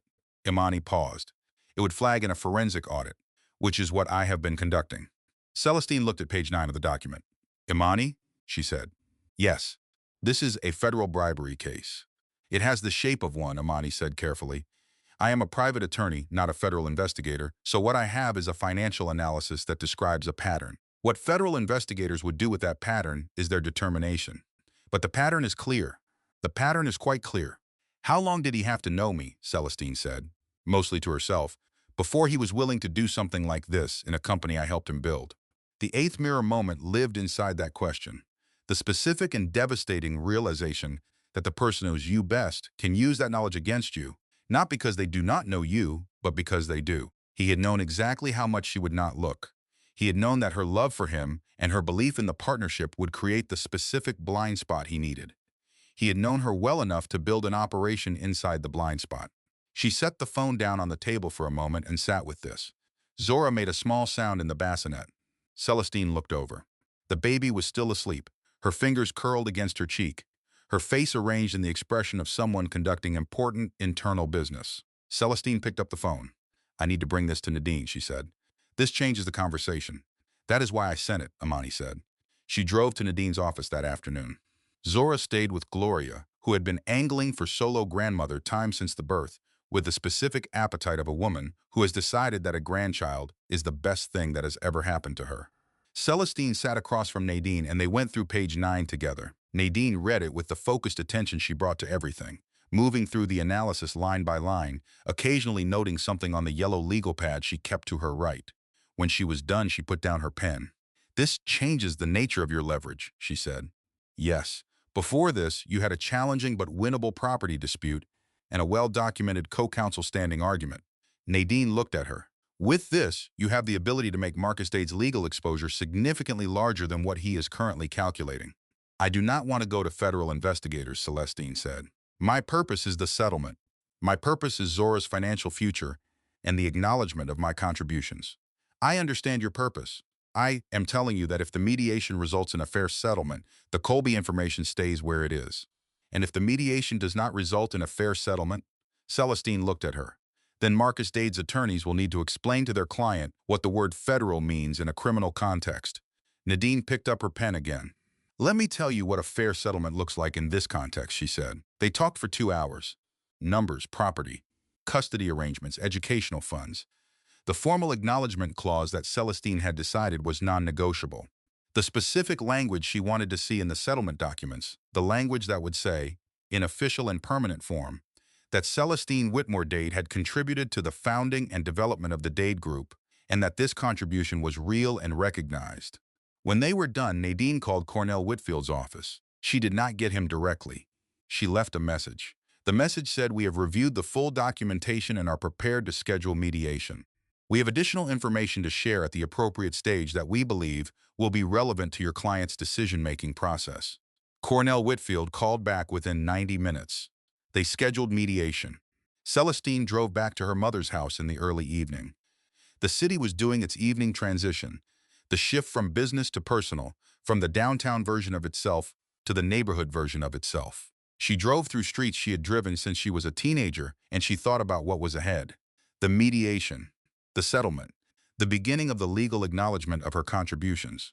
The apartment she was going to move into, the one she had already started looking at, with the south-facing windows and the extra bedroom for Zora and the lease that was going to have only one name on it. Her name. She thought about the interview she had decided to give. Rochelle Henry from the Black Enterprise Business Quarterly had been leaving messages for 3 months. She had been asking about a profile of the Dade Group's founding, specifically the early years, specifically the community development strategy that had made the company's first municipal bids possible. The timing, Celestine had decided, was very right. She called Rochelle Henry's number. "Ms. Whitmore-Dade," Rochelle said, and her voice was warm and professional and immediately attentive. "Thank you for calling. I am ready to talk," Celestine said. I would like to do this in 2 sessions at my home, at a time that works around my daughter's schedule. Absolutely, Rochelle said. Whatever you need. Good, Celestine said. I have a story to tell. Rochelle Henry arrived on a Tuesday morning with a digital recorder, a notebook she did not need because she had a near photographic memory, and the particular energy of a journalist who has been working on a story in her head for 3 months and is finally being allowed to work on it in the world. She was 40 years old and had spent 15 years covering black business and wealth creation for the Quarterly, which meant she had been in rooms with more people who had built something from nothing than almost any journalist in the country, and she knew what that building looked like from the inside, and she knew how to ask the questions that got to the truth of it. She sat up at the living room table. Zora was in the bassinet beside the couch, awake and conducting her usual inventory of the ceiling and the window and the face of any person who came within her line of sight. Gloria had made coffee and retired to the back of the house with the specific tact of a woman who understands when she is not the person needed in a room. Rochelle looked at Celestine across the table. "I want to start," she said, "by telling you what I am interested in. People know the Marcus Dade story, the Decatur kid who made $1 billion, the self-made man who built the Dade Group from a single contract. That story has been told. What has not been told is the story of how that company actually got where it got, the mechanics of it, the relationships, the legal foundation, the community trust that allowed those early bids to succeed." She paused. "That is the story I want to tell, and I believe you are the person who can tell it." Celestine looked at the recorder. She looked at Rochelle. "I am going to tell you something I have not said in a professional context before," she said, "and I am going to ask you to hold it carefully. Not because it is not true. Every word of it is true, but because the way it is presented matters, and I have final review of the piece before publication." "You have it," Rochelle said. "Good." Celestine folded her hands on the table. She had thought about this conversation for 2 weeks. She had thought about how to say what was true in a way that served the purpose, which was not revenge, had never been revenge, but was something more lasting than revenge. She wanted the record to exist. She wanted the documentation, the journalistic documentation, separate from the legal documentation, to be part of the permanent account of how the Dade Group had been built. The Dade Group's first municipal contract, she said, was won on the strength of a legal brief that I wrote over 3 weekends in the spring of 2013. Marcus and I were engaged. He had been working on the bid for 4 months. The city's legal standards required a specific form of community benefit analysis that his original filing did not include in the right form. I rewrote that section, the bid won. The second contract, she continued, required a legal structure that incorporated minority business certification, community partnership requirements, and a specific subcontracting arrangement that the city was requiring as part of its equity initiative. I designed that structure. I drafted those agreements. The third and fourth contracts built on those structures. I drafted them as well. During the period when I was drafting these agreements, I was also building the community relationships that made those bids credible to the city's decision makers. I sat on the board of the Southwest Atlanta Community Development Coalition. I sat on the board of the Westside Economic Empowerment Initiative. I knew the council members' district directors personally. I knew the church networks that had influence with 3 of the 5 voting members of the Infrastructure Committee. She paused. I am still a licensed attorney in the state of Georgia. My license has been inactive for 4 years since I transitioned into the community relations role at Marcus's request. But I passed the bar. I practiced for 11 years. And the work I did for the Dade Group was legal work, professional work, work that in any other context would have carried a billing rate of $350 an hour. Rochelle was writing quickly, not shorthand. Full words, the way a journalist who trusts herself writes. "Did you receive formal compensation for this work?" she asked. "No." "Was your contribution documented?" "Not in the way the law would require for it to be recognized as a marital asset in the event of a divorce." Celestine looked at her steadily. "Which I am currently pursuing." Rochelle wrote this down without changing her expression. "What do you want readers to understand?" she asked. Celestine thought about this for a moment. "I want black women specifically," she said, "and specifically black women who are the partners of ambitious first-generation wealth men, to understand something that I learned too late. When you contribute your professional expertise to your husband's business, you are not just supporting his dream. You are building something. And the law does not automatically recognize that building as yours. You have to create that documentation yourself, contemporaneously, formally, in writing with signatures." She paused. "Document your work," she said. "Write it down. Keep records. Know what you have contributed.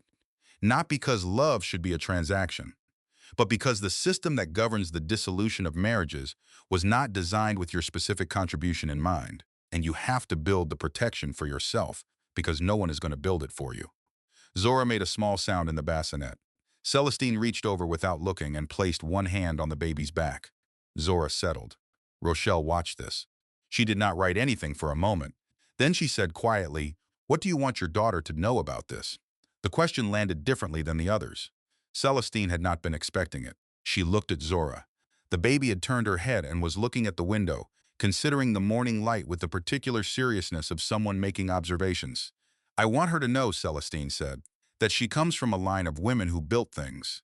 Her great-grandmother built a family on a factory worker's salary in a city that was not particularly interested in her survival. Her grandmother spent 35 years nursing other people back to health. I spent 12 years building a legal foundation for a company that is worth $1.2 billion. She paused. "I want her to know what building looks like. I want her to see it in me, and I want her to know that when someone tries to take what you have built, you do not disappear. You document it, you name it, you make the world see it." Rochelle wrote this down. They talked for 3 more hours.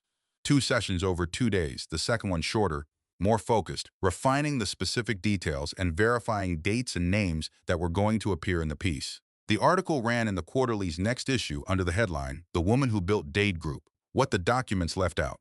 The photograph was a portrait taken by the Quarterly's photographer. Here in Gloria's living room, Celestine in the chair by the window with Zora against her chest, looking directly at the camera with the specific expression of a woman who has nothing to hide and knows exactly who she is. The article was shared 147,000 times in the first 48 hours.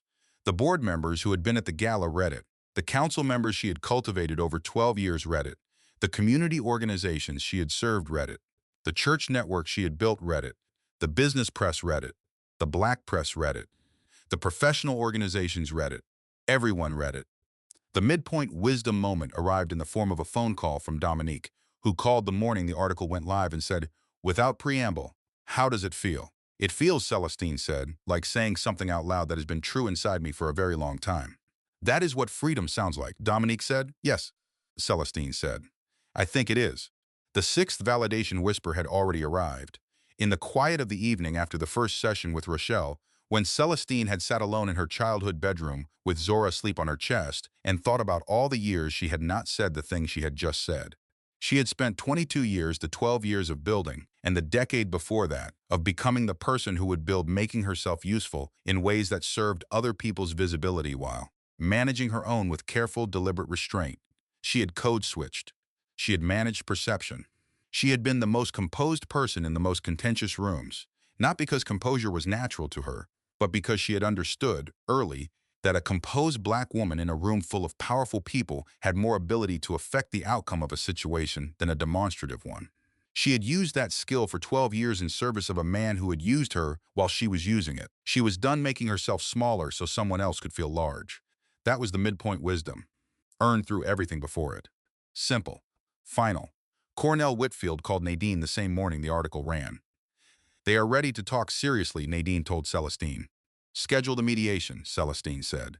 Jordan Sinclair called at 8:30 on a Wednesday evening. Celestine had just put Zora down. She was standing in the kitchen of her mother's house with a glass of water and the particular post-bedtime exhaustion of a woman who has been going since 5:30 in the morning and whose body is making its opinion about this known. The number on her screen was unfamiliar. She looked at it for 2 full rings. She answered. "Miss Whitmore-Dade." The voice was careful. "Controlled young. This is Jordan Sinclair. I am not certain if you know my name." "I know your name," Celestine said. A pause. "I am not calling to ask anything of you," Jordan said. "I want to be clear about that from the beginning.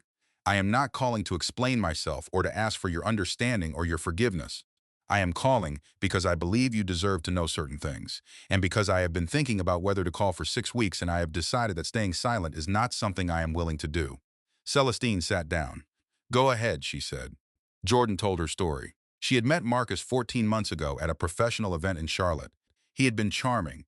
He had been specific. He had been, in the first conversation, everything a man could be in a first conversation. She had asked him directly, within the first 30 minutes, whether he was in a relationship. He had said that he was separated, that his marriage was over in every way that mattered, that the paperwork was being handled. She had believed him. She had believed him through 4 months of dating, during which she had not met his friends, not visited his home, not had a conversation that included references to a wife who was actively present in his life. She had believed him because he had given her every structure she needed to believe him. By the time I knew the truth, Jordan said, I had been in it for 6 months. I found out because a colleague mentioned the gala, mentioned that Marcus Dade was hosting his annual event, and that his wife was running the community relations side of it. She paused. Not his separated wife, his wife. Celestine listened without speaking. I asked him about it directly, Jordan said. He told me that it was complicated and that you had an arrangement and that none of it changed what was between us. Her voice was steady. I chose to believe that. I was wrong to choose that. I knew I was wrong on some level, and I chose it anyway, and that is something I have to live with. Yes, Celestine said. It is. I am not asking you to feel anything about that. I am telling you because you deserve the complete truth and not the version of it that your husband's attorneys are going to present. What else? Jordan took a breath. I went to Cornell Whitfield's office 11 days ago, she said. I told him I would provide a sworn statement about the timeline of my relationship with Marcus, because the timeline he has characterized to his attorneys is not the actual timeline. He told Whitfield that we met 18 months ago, which would predate certain financial transactions by a period he apparently believes is legally useful. She paused. The actual timeline begins 14 months ago. I can document this. I have documentation. That is important, Celestine said. I know it is. Why are you doing this, Celestine said. Not accusatory. Genuinely asking. A silence. Because I was lied to, Jordan said, and I am not interested in continuing to be the person through whom he lies. Another pause. And because you are 8 weeks postpartum with a newborn daughter, and you should not be fighting this fight with one hand tied behind your back. The silence between them was different from what Celestine had expected. She had expected to feel something hot and consuming when she heard this woman's voice. She had expected the anger to surge. Instead, there was something quieter and more complicated, the recognition that Jordan Sinclair was also someone who had been managed by Marcus Dade, also someone whose trust had been used as a mechanism. The simplest story had Jordan as the villain and Marcus as the architect and Celestine as the only casualty. The truth was more complicated than the simplest story. Most truths were. You mentioned that he told his attorneys the relationship began 18 months ago, Celestine said. 18 months ago is when he started the Cayman structure. Yes, Jordan said. I noticed that also. There is something else, Jordan said. I heard him say something in my presence approximately 7 months ago that I did not understand at the time. He said that the property arrangements were intended to simplify things before the baby came. He said it as a joke. He thought it was clever. He did not know I would remember it. But you remember it. I remember everything, Jordan said. I learned from my mother at an early age to pay attention to what people say when they think they are being funny. What people say when they are being funny is almost always exactly what they mean. Celestine sat with this for a moment. The ninth mirror moment arrived in the quiet of her mother's kitchen, with a glass of water on the table and the baby monitor glowing softly, and the improbable situation of sitting on the phone with a woman she might have every reason to despise, and finding that the despising was less available than she had expected. What he said, Celestine said carefully before the baby came. That is a statement about intent. Yes, that is potentially very useful. I know. Thank you, Celestine said.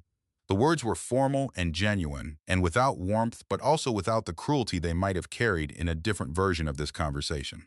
I hope, Jordan said, that you and your daughter. She stopped, started again. I hope that things go the way they should. Thank you, Celestine said again. The call ended. She sat at the table for a long time. She thought about who had helped her. Nadine, who was precise and driven and excellent. Amani, who had been on a plane before she knew all the facts. Dominique, who had been in the car before the phone rang. Gloria, who had made 2 cups of coffee at 5:30 in the morning. Uncle Reggie, who had answered on the second ring and known exactly who to call. Sister Dorothy at the church, who had watched and not said anything and was watching still. Pastor Freeman, who had told Marcus directly that the church would not be a theater for his narrative. And Jordan Sinclair, who had been lied to and had chosen, when she had the choice, not to extend the lie. She called Nadine. We have a corroborating witness, she said. Tell me everything, Nadine said. She told her everything. The timeline that Jordan was prepared to document. The statement about simplifying things before the baby came, which Nadine received with the focused attention of someone identifying a piece that fits a specific gap in a structure. This is, Nadine said, when she was done. A significant development. Yes. Jordan Sinclair is prepared to provide a sworn statement. She is. About the timeline and about the statement both. Nadine was quiet for a moment. The statement about simplifying things before the baby came, she said slowly, is in the context of the property transfers, a statement of premeditated intent to reduce marital assets in anticipation of a foreseeable dissolution. That is not a spontaneous decision about financial planning. That is a decision made with the specific purpose of reducing what his spouse would receive in a divorce. Yes, Celestine said. Cornell Whitfield needs to know that we have this before the mediation begins, Nadine said. I agree. I will incorporate it into the pre-mediation communication. Good, Celestine said. She ended the call and sat in the kitchen. The momentum had shifted. She could feel it the way she could feel a room shift when the power in it changes, the specific atmospheric change of a situation that has been going in one direction and has turned. She had not turned it alone. She had turned it with the help of women who had not been asked to help and had helped anyway. Women who had flown in from Washington and stayed on couches and analyzed financial documents and brought coffee and braided hair and answered the phone before it rang. This was the thing about building something. You could not build it alone. Even when you thought you were alone, you were not. You were surrounded by the architecture of every relationship you attended, every trust you had earned, every person you had been consistently present for over the years. And all of those people, at the moment of actual need, showed up. She had tended relationships for 12 years. She had not tended them for this purpose. But they were here. The seventh validation whisper arrived at the kitchen table, stated clearly in the quiet after the call. I do not need to be rescued. I have rescued myself, and I have done it with the people I chose to build my life around. That is not luck. That is the result of being consistently and over time the kind of person that people want to show up for. She picked up her glass of water. She drank it. She went to check on Zora. The mediation was held in a conference room on the 22nd floor of a building in Midtown Atlanta that nobody owned the story of. Neutral ground, gray carpet, a long mahogany table, chairs arranged with the formal symmetry of a room designed for people who are not going to agree easily. Dr. Evelyn Moorhead, the mediator, had been doing this for 20 years. She was 58 years old, and she ran the room with the specific calm of someone who has seen every version of the argument in front of her and is neither moved by it nor interested in performing the emotion of being moved by it. She was efficient and fair, and she had zero patience for theatrical posturing from either side, which Celestine had confirmed in the research she had done on her over the previous week. Celestine arrived with Nadine at 9 in the morning. She wore a dress in a deep sage green because she had decided on the morning of the day before that she was going to dress like herself today and not like anyone's idea of what she should be. The sage green was a color she liked. She wore her hair natural and unstructured, the way she had been wearing it since she had been staying at her mother's house. She looked like herself. She sat down on one side of the long table. Marcus arrived with Cornell Whitfield 7 minutes after she did. She had not seen Marcus in person since the hospital. She had seen his name in documents. She had heard his voice once, on a call that Nadine had managed, during which he had said almost nothing because Cornell Whitfield had advised him to say almost nothing. She had existed alongside him legally for 8 weeks without being in the same room. She looked at him now. He looked tired in a way that was different from the tired she had seen in her mother's kitchen. That had been the tired of a man who had not slept. This was the tired of a man who had been living with the consequences of his decisions for 8 weeks and was beginning to understand the full weight of them. She noted this as information. She did not feel satisfaction, and she did not feel grief. She felt the clean, clear awareness of a woman who is exactly where she needs to be and knows exactly what she has come here to accomplish. Dr. Moorhead opened the proceedings with the specific efficiency of someone who believes that clarity about process prevents most of the problems that complicate process. The first 2 hours were procedural, both sides laying out their positions. Cornell Whitfield, who was smooth and precise and very good, presenting Marcus's position in language designed to frame the dispute as a standard marital dissolution in which the prenuptial agreement should govern the outcome. Nadine presented their position with equal precision and significantly more documentation.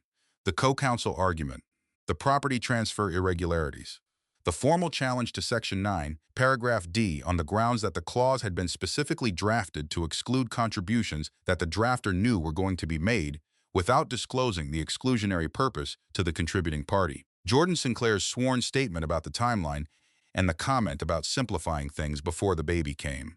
When Nadine finished presenting the statement, there was a very brief silence in the room. Cornell Whitfield whispered something to Marcus. Marcus was looking at the table. Dr. Moorhead said, Ms. Whitmore-Dade, would you like to make a statement at this point? Celestine looked at Nadine. Nadine nodded once. Yes, Celestine said. I would. She had not prepared notes. She had thought about what she wanted to say for 3 weeks, in the rocking chair at 5:30 in the morning, and on the evening walks, and in the kitchen at 2 in the morning when she was making tea she did not want. She had thought about it until the words were not words anymore, but simply the truth of what she knew, organized into the sequence that made it most clear. She spoke for 11 minutes. She described the brief that had won the first municipal contract, the 3 weekends of work, the specific legal challenge in the city's requirements and how she had addressed it, the second contract and the third and the fourth, the community relationships, the nonprofit boards, the church network, the council member connections, the years of deliberate cultivation of the specific social capital that had allowed the Dade Group to bid on and win city contracts in a political environment that was not naturally friendly to new entrants. She described the evening she had spent drafting the minority business certification structure that was still, to her knowledge, in use in the Dade Group's municipal bid filings. She described the prenuptial agreement which she had reviewed as a loving fiancé rather than as the attorney she was, which was a choice she had made because she had trusted the context in which the document was presented and had not understood that the context was not separate from the document. She described what 12 years of not filing the documentation that Section 9 Paragraph D required had actually meant, in terms of hours and expertise and professional relationships. She described, without naming the Colby connection directly, the nature of information in their possession that reached beyond the scope of this mediation. She did not need notes. She had lived it. When she was done, the room was quiet. Cornell Whitfield looked at his legal pad. He wrote something and then considered what he had written and then set the pen down. Marcus was looking at the table. Then he looked at her. She looked back. She had been married to Masson for 12 years. She had sat across from him at dinner tables and conference tables and her mother's kitchen table. She had looked at his face in 1,000 different lights. She knew the specific geometry of his expressions the way you know the geography of a place you lived for years. She saw something in his face now that she had not seen there before. Not fear exactly, something more complete than fear. Recognition. The specific recognition of a person who has been confronted with the full truth of their own behavior as seen from outside themselves, and who cannot, in that confrontation, continue to maintain the version of events they have been holding. He looked at her. She did not look away. Dr. Moorhead called a recess at noon. They came back at 1. The negotiations lasted until 4 in the afternoon. Celestine sat in the hallway during the breaks with Nadine, who was quiet and precise, and whose face gave nothing away except the occasional micro-expression of someone who is tracking a negotiation and is satisfied with its direction. At 4:17, Cornell Whitfield brought a settlement proposal to the table. Nadine reviewed it. She made 3 modifications. She slid it back. At 5:03, they reached an agreement. The financial settlement, $11 million, representing the formal valuation of Celestine's legal contributions to the founding and development of the Dade Group. The amount was reached by applying her billing rate as a Howard Law graduate, with 11 years of experience to the documented hours, and then adjusted upward to reflect the community relationship infrastructure she had built. The property settlement, the Cascade Heights house, was to be sold, with the proceeds split according to an agreed formula. The Soleil Properties transfer of the Lake Lanier property was formally unwound, with the property returned to the marital estate and subject to the division. The custody arrangement, equal co-parenting. Zora's primary residence at Celestine's home. Child support at the maximum applicable calculation. An educational trust of $2 million, jointly funded, independently managed by a trust company, with no affiliation to Marcus or the Dade Group. The formal acknowledgment clause, which Celestine had insisted on, and which Cornell Whitfield had resisted for 2 hours before Marcus had looked at the table, and then nodded once and Whitfield had stopped resisting. The clause stated, in the official language of a legal settlement, that Celestine Whitmore-Dade had served as foundational legal counsel and primary community development architect for the Dade Group during the company's first 8 years of operation, and that this contribution had been instrumental in establishing the company's legal structure, municipal bid credibility, and community standing. It was in the document. It was real. It was permanent. The final wisdom moment arrived in the quiet of 4:53 in the afternoon, while Celestine was reading through the settlement one final time before signing. The room was still. Outside the 22nd floor windows, Atlanta was doing its late afternoon things, the light beginning to change, the shadows lengthening. She thought about her grandmother, Nana June, who had died at 81 without once having had access to any of this. Not the attorney, not the documentation, not the legal structure that could make someone see what she had built and acknowledge it as hers. who had survived and built anyway, with none of the tools, none of the credentials, none of the professional standing. She thought about what her grandmother's face would have looked like if someone had placed a document in front of her that said, in official language, that what she had built was real and recognized and worth something. She thought about Zora, who would one day be old enough to read a document. She picked up the pen. She signed. The eighth validation whisper arrived as the pen left the paper. I thought loving him was enough to protect us. I was wrong. That is not the same as being weak. That is what learning looks like in a body that has paid the full price for the lesson. The women's ministry banquet at Greater Vine Missionary Baptist Church was held on the last Saturday of November. It was 3 weeks after the settlement was signed. Zora was 11 weeks old. Celestine went. She had not decided until the morning of the event that she would go. She had held the invitation in her hand for 2 weeks, the cream-colored card with the gold-embossed cross, and she had set it on her dresser and walked past it every morning with the specific unresolved quality of something she had not yet made a decision about. On the morning of the banquet, she got up at 5:30 with Zora, and she nursed her in the rocking chair, and she watched the neighborhood come alive in the early light, and she thought about what her grandmother would have done. Nana June would have gone. Nana June would have put on her best dress and her good shoes, and she would have gone, and she would have sat in the front, and she would have held her head exactly right, and she would have let the room see her, and she would have known that being seen in that specific room was its own form of testimony. Celestine went. She wore the sage green dress from the mediation because she had decided that the sage green was a color that belonged to this new version of herself. She wore her hair natural. She carried Zora in the wrap carrier against her chest, Zora's round face turned outward, because she was 10 weeks old and enormously interested in whatever was happening in the world and had strong opinions about being able to see it. The fellowship hall was full, 3 long tables draped in white linen, centerpieces of white roses and eucalyptus. Women in their Sunday best, the specific dress code of a black church women's event, which was elevated without being formal, which was beautiful without being performative, which was the specific register of women who dress for each other and for God, and not for anyone else's gaze. The room, Celestine felt the moment she entered it, shifted. Not dramatically, not obviously, not in the way that a movie version of this moment would have been staged. It shifted the way rooms shift when someone enters them who matters to the room. A turning of faces, a slowing of conversations, a redistribution of attention. She smiled at the room. She smiled the way she always smiled in rooms, with full eye contact and the specific warmth of someone who is genuinely glad to see the people she is looking at. She found her family's table. She sat down. The banquet proceeded the way banquets at Greater Vine always proceeded, with the opening prayer from the associate minister and the reading from Proverbs 31, and the meal that the kitchen committee had been preparing since Thursday, which included chicken that had been fried properly and string beans that had been cooked with ham hocks since the morning and cornbread that was not from a mix. Celestine ate all of it. This was the breathing room of the chapter, the long table and the good food and the sound of 300 women talking and eating and laughing, the specific warmth of a room full of black church women doing what black church women do, which is to feed each other and hold each other and exist alongside each other, with the particular depth of a community that has been through things together and intends to keep being through things together. The justice landing began after the meal. It did not come all at once. It came in the way justice in a community comes, which is person by person, relationship by relationship, the accumulation of individual moments that add up to something larger than any one of them. Sister Dorothy Caldwell found her at the dessert table. Sister Dorothy was 82 years old and had been in this church since before Celestine was born. She was the oldest continuously serving deacon's wife in the congregation's history, and she had seen everything that a Black Baptist church in Atlanta could have happened to it, and she had opinions about all of it. She was 4 feet 11 inches tall and moved through rooms as if she were 6 feet 2. She put both hands on Celestine's face, not a pat on the cheek, both hands cupped the way you hold something you want to see clearly. You held your head up, Sister Dorothy said. Every Sunday, since all of this started, I sat in my pew and I watched you and you held your head up. Celestine could not speak. That was not easy, Sister Dorothy said. I know it was not easy because I know what this community says and I know what it expects and I know what it puts on women that it does not put on men.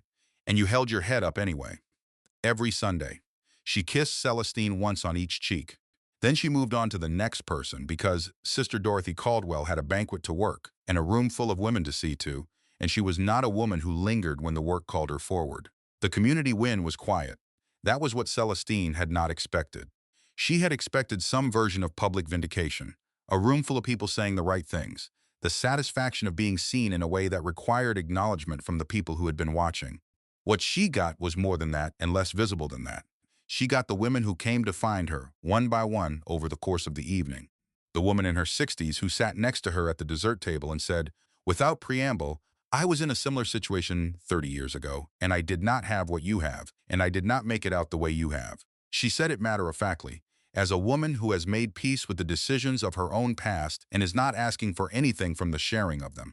She got the young woman, maybe 25, who came and said that she had read the Black Enterprise article and that she had gone home and found the professional agreements she had made in her new marriage, and she had called an attorney. She got the church mother who said simply, "We prayed for you." She got Lavinia Dade, Marcus's mother, who appeared beside her table halfway through the evening and who stood there for a moment without saying anything. Lavinia Dade was 63 years old and had spent 30 years building and managing the social standing of the Dade name in Atlanta's Black professional community. She had taught Marcus everything about presentation, about the management of perception, about the specific codes that operated in these rooms, and how to navigate them. She looked at Celestine. She looked at Zora. "She has your eyes," Lavinia said. "She does," Celestine said. Another pause. "I am sorry," Lavinia said, "for my part in what you have been through." Celestine looked at her.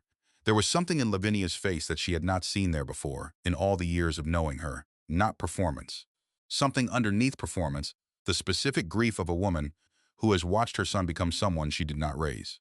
"Thank you," Celestine said. Lavinia nodded once. She moved on. This was the 10th mirror moment. The mother-in-law who comes to you not with explanation or defense, but with the specific gravity of a woman who has done an accounting of her own role in a situation and has come to pay what she owes. It is not forgiveness that is asked for. It is acknowledgement. And the specific dignity of receiving that acknowledgement with grace. When grace is the harder choice and also the more powerful one. The unexpected win, the legacy win, the community win, the dignity win.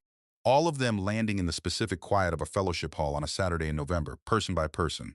Slowly and completely, and without the drama of public vindication.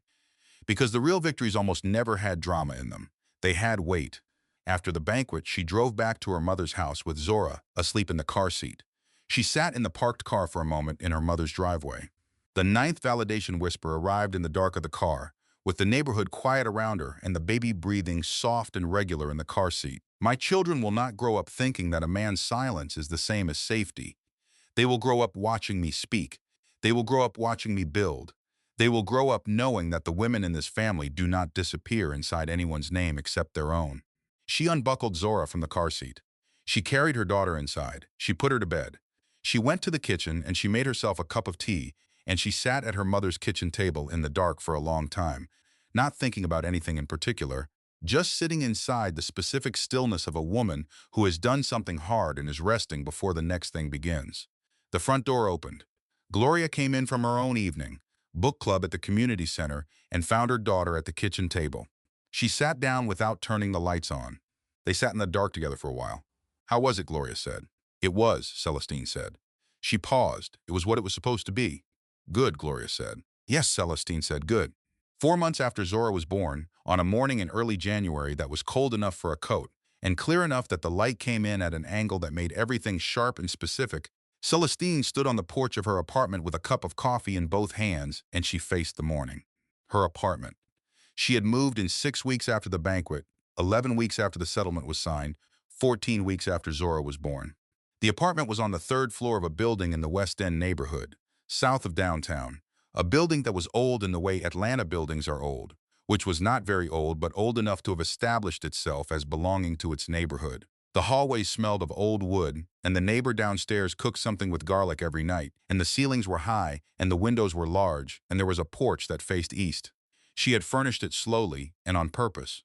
Not all at once, not in the way she had furnished the Cascade Heights house, with the specific speed of 2 people who have resources and a vision, and are building the life they had decided to have.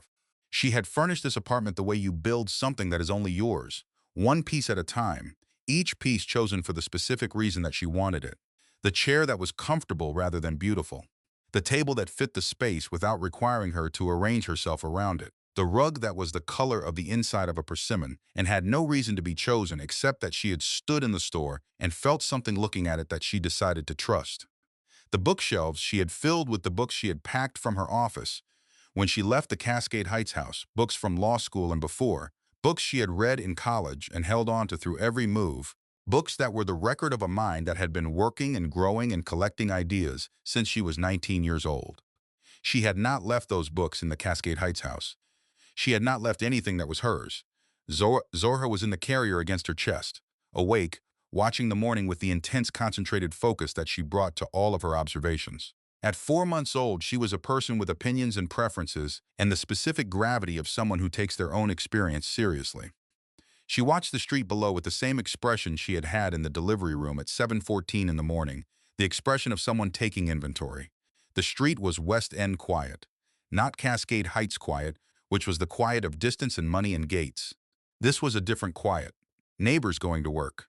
Children heading to school with their backpacks. A woman across the street watering the potted plants on her own porch. The specific life of a neighborhood that had its own rhythms and did not require anyone's management. Celestine drank her coffee. The coffee she had made the way her mother had taught her to make it. Boiled, not dripped. No chicory, because she had not acquired the taste for chicory despite years of her mother's coffee, but boiled, held in both hands, facing the morning before the day had made its demands of her. She thought about what she was building. The Nana June Initiative had a board of directors now. 3 people besides herself, including Dominique, who had agreed to serve as its educational director, and a retired judge from the Fulton County bench, who had seen enough high-asset divorce proceedings to have specific and unambiguous opinions about what women needed to be better protected. They had a meeting with a foundation the following Tuesday. They had a website that Imani had stayed up one Saturday night building with the concentrated fury of someone who believes in a thing and has decided that believing in it means building it. The initiative's mission was specific. It was not a general women's empowerment organization. It was specifically designed for Black women navigating high-asset divorce or property disputes where they had made significant professional contributions to jointly held assets that were not legally protected. It provided legal consultation, documentation support, and access to the kind of financial analysis that Imani had provided on a sliding scale that meant it was accessible to women who did not have Celestine's particular combination of resources. It was named for Nana June, who had survived everything she had survived without a single one of these resources. She had built this, not in response to what Marcus had done. She had not built it in anger or in revenge or in the heat of the immediate injustice. She had built it in the quiet of her mother's kitchen at 2 in the morning and in the rocking chair at 5:30 and on the evening walks with Zora against her chest, building it slowly out of the recognition that what she had been through was not unique to her, was not even unusual, was in fact the experience of a significant number of Black women who had invested their professional lives in their husbands' businesses and had not understood what that investment required to be legally protected. She had been one of them. She was going to build something for the rest of them. She also, for the first time in 4 years, had applied to reactivate her bar license. She was not certain yet whether she was going to return to full practice. She was not certain yet what form her professional life was going to take. But she had sat in Nadine's office for months watching a woman do work that she was also trained to do, and she had felt, in that watching, the specific hunger of someone who has been away from a thing they are good at and is ready to come back to it, not for Marcus, not to prove anything to anyone. Because she was 34 years old and had a law degree and a bar license and 12 years of experience, and she liked the work. She had always liked the work. She looked down at Zora. Zora looked back up at her. "This is the deal," Celestine said. "Quiet. Just for them, just the 2 of them on the porch in the early January morning. I am going to show you what it looks like to build something from the truth of who you are, not from what someone else needed you to be, not from the version of yourself you made to fit into someone else's life. From the truth." She shifted Zora slightly. Zora made her sound, the specific interior hum of a person who finds the current moment acceptable. "You come from women who built things," Celestine said. "Your great-grandmother built a family on nothing. Your grandmother built a home and a career and 4 decades of other people's health. I built a company I am not going to finish building, but I also built you." She paused. "And you, baby girl, are the best thing I have built." The 11th and final validation whisper arrived on the porch in the January morning, stated to herself in the voice she used when she was most honest, the voice that was not the boardroom voice or the community representative voice or the Mrs. Dade voice, but simply the voice of Celestine Whitmore, who had always known who she was and had occasionally set that knowledge aside in service of someone else's vision of who she should be. "This is not the end of my story. This is the end of his chapter in it. His chapter had closed. The settlement was signed. The acknowledgment was in the document. The Cascade Heights house was listed for sale. The Colby investigation had, as she had known it would, surfaced through a route that had nothing to do with her, through a journalist who followed a separate financial thread and arrived at Terrence Colby's private equity fund from a different direction, and Marcus was navigating that situation with Cornell Whitfield and a criminal defense attorney and the specific consequences of having built something beautiful on a foundation that included a bribe. She had not put the investigation in motion. She had also not stopped it. She was at peace with the distinction. She thought about Marcus. She thought about the man she had married at 22 and the man he had revealed himself to be at 38. And she understood that he was not the same man, that the 12 years between those two men had been shaped by the accumulation of choices that had each, individually, seemed survivable and had together constructed someone she would not have married. She did not wish him harm. She wished him the truth. The truth was already finding him. She thought about Dominique, who was coming for dinner on Friday, who had texted that morning a series of vegetable emojis to indicate that she was bringing a dish from a recipe she had found and needed to test on people she loved before she made it for anyone else. Celestine had responded with an enthusiastic reply that was mostly composed of affirmative words and a single request that the dish not contain cilantro, which remained a firm line in her personal life. She thought about Gloria, who called every morning at 7:15 with a specific cheerfulness that was not performed but was the genuine cheerfulness of a woman who has her granddaughter 12 miles away and sees her 3 times a week and has decided that this phase of her life is, in its particular way, one of the richest she has experienced. She thought about Amani, who had started saying things about Atlanta that were beginning to sound less hypothetical and more like research. She thought about Nadine, who had sent her a note after the settlement was signed that said simply, "The right outcome arrived at through the right means by the right woman." She thought about Sister Dorothy Caldwell and her hands on her face and the weight of being seen by a woman who has spent 82 years learning to see. She thought about Jordan Sinclair, who had called once after the mediation briefly to say that she had left her position at the Braxton Group and was considering a move and was grateful and hoped things were well. She had not called again, which was exactly right. Some things are complete in their particular moment and do not require an extension. She thought about Zora. She looked at her daughter, who was still watching the street below with the expression of a scientist conducting a field study. The freedom win was not dramatic.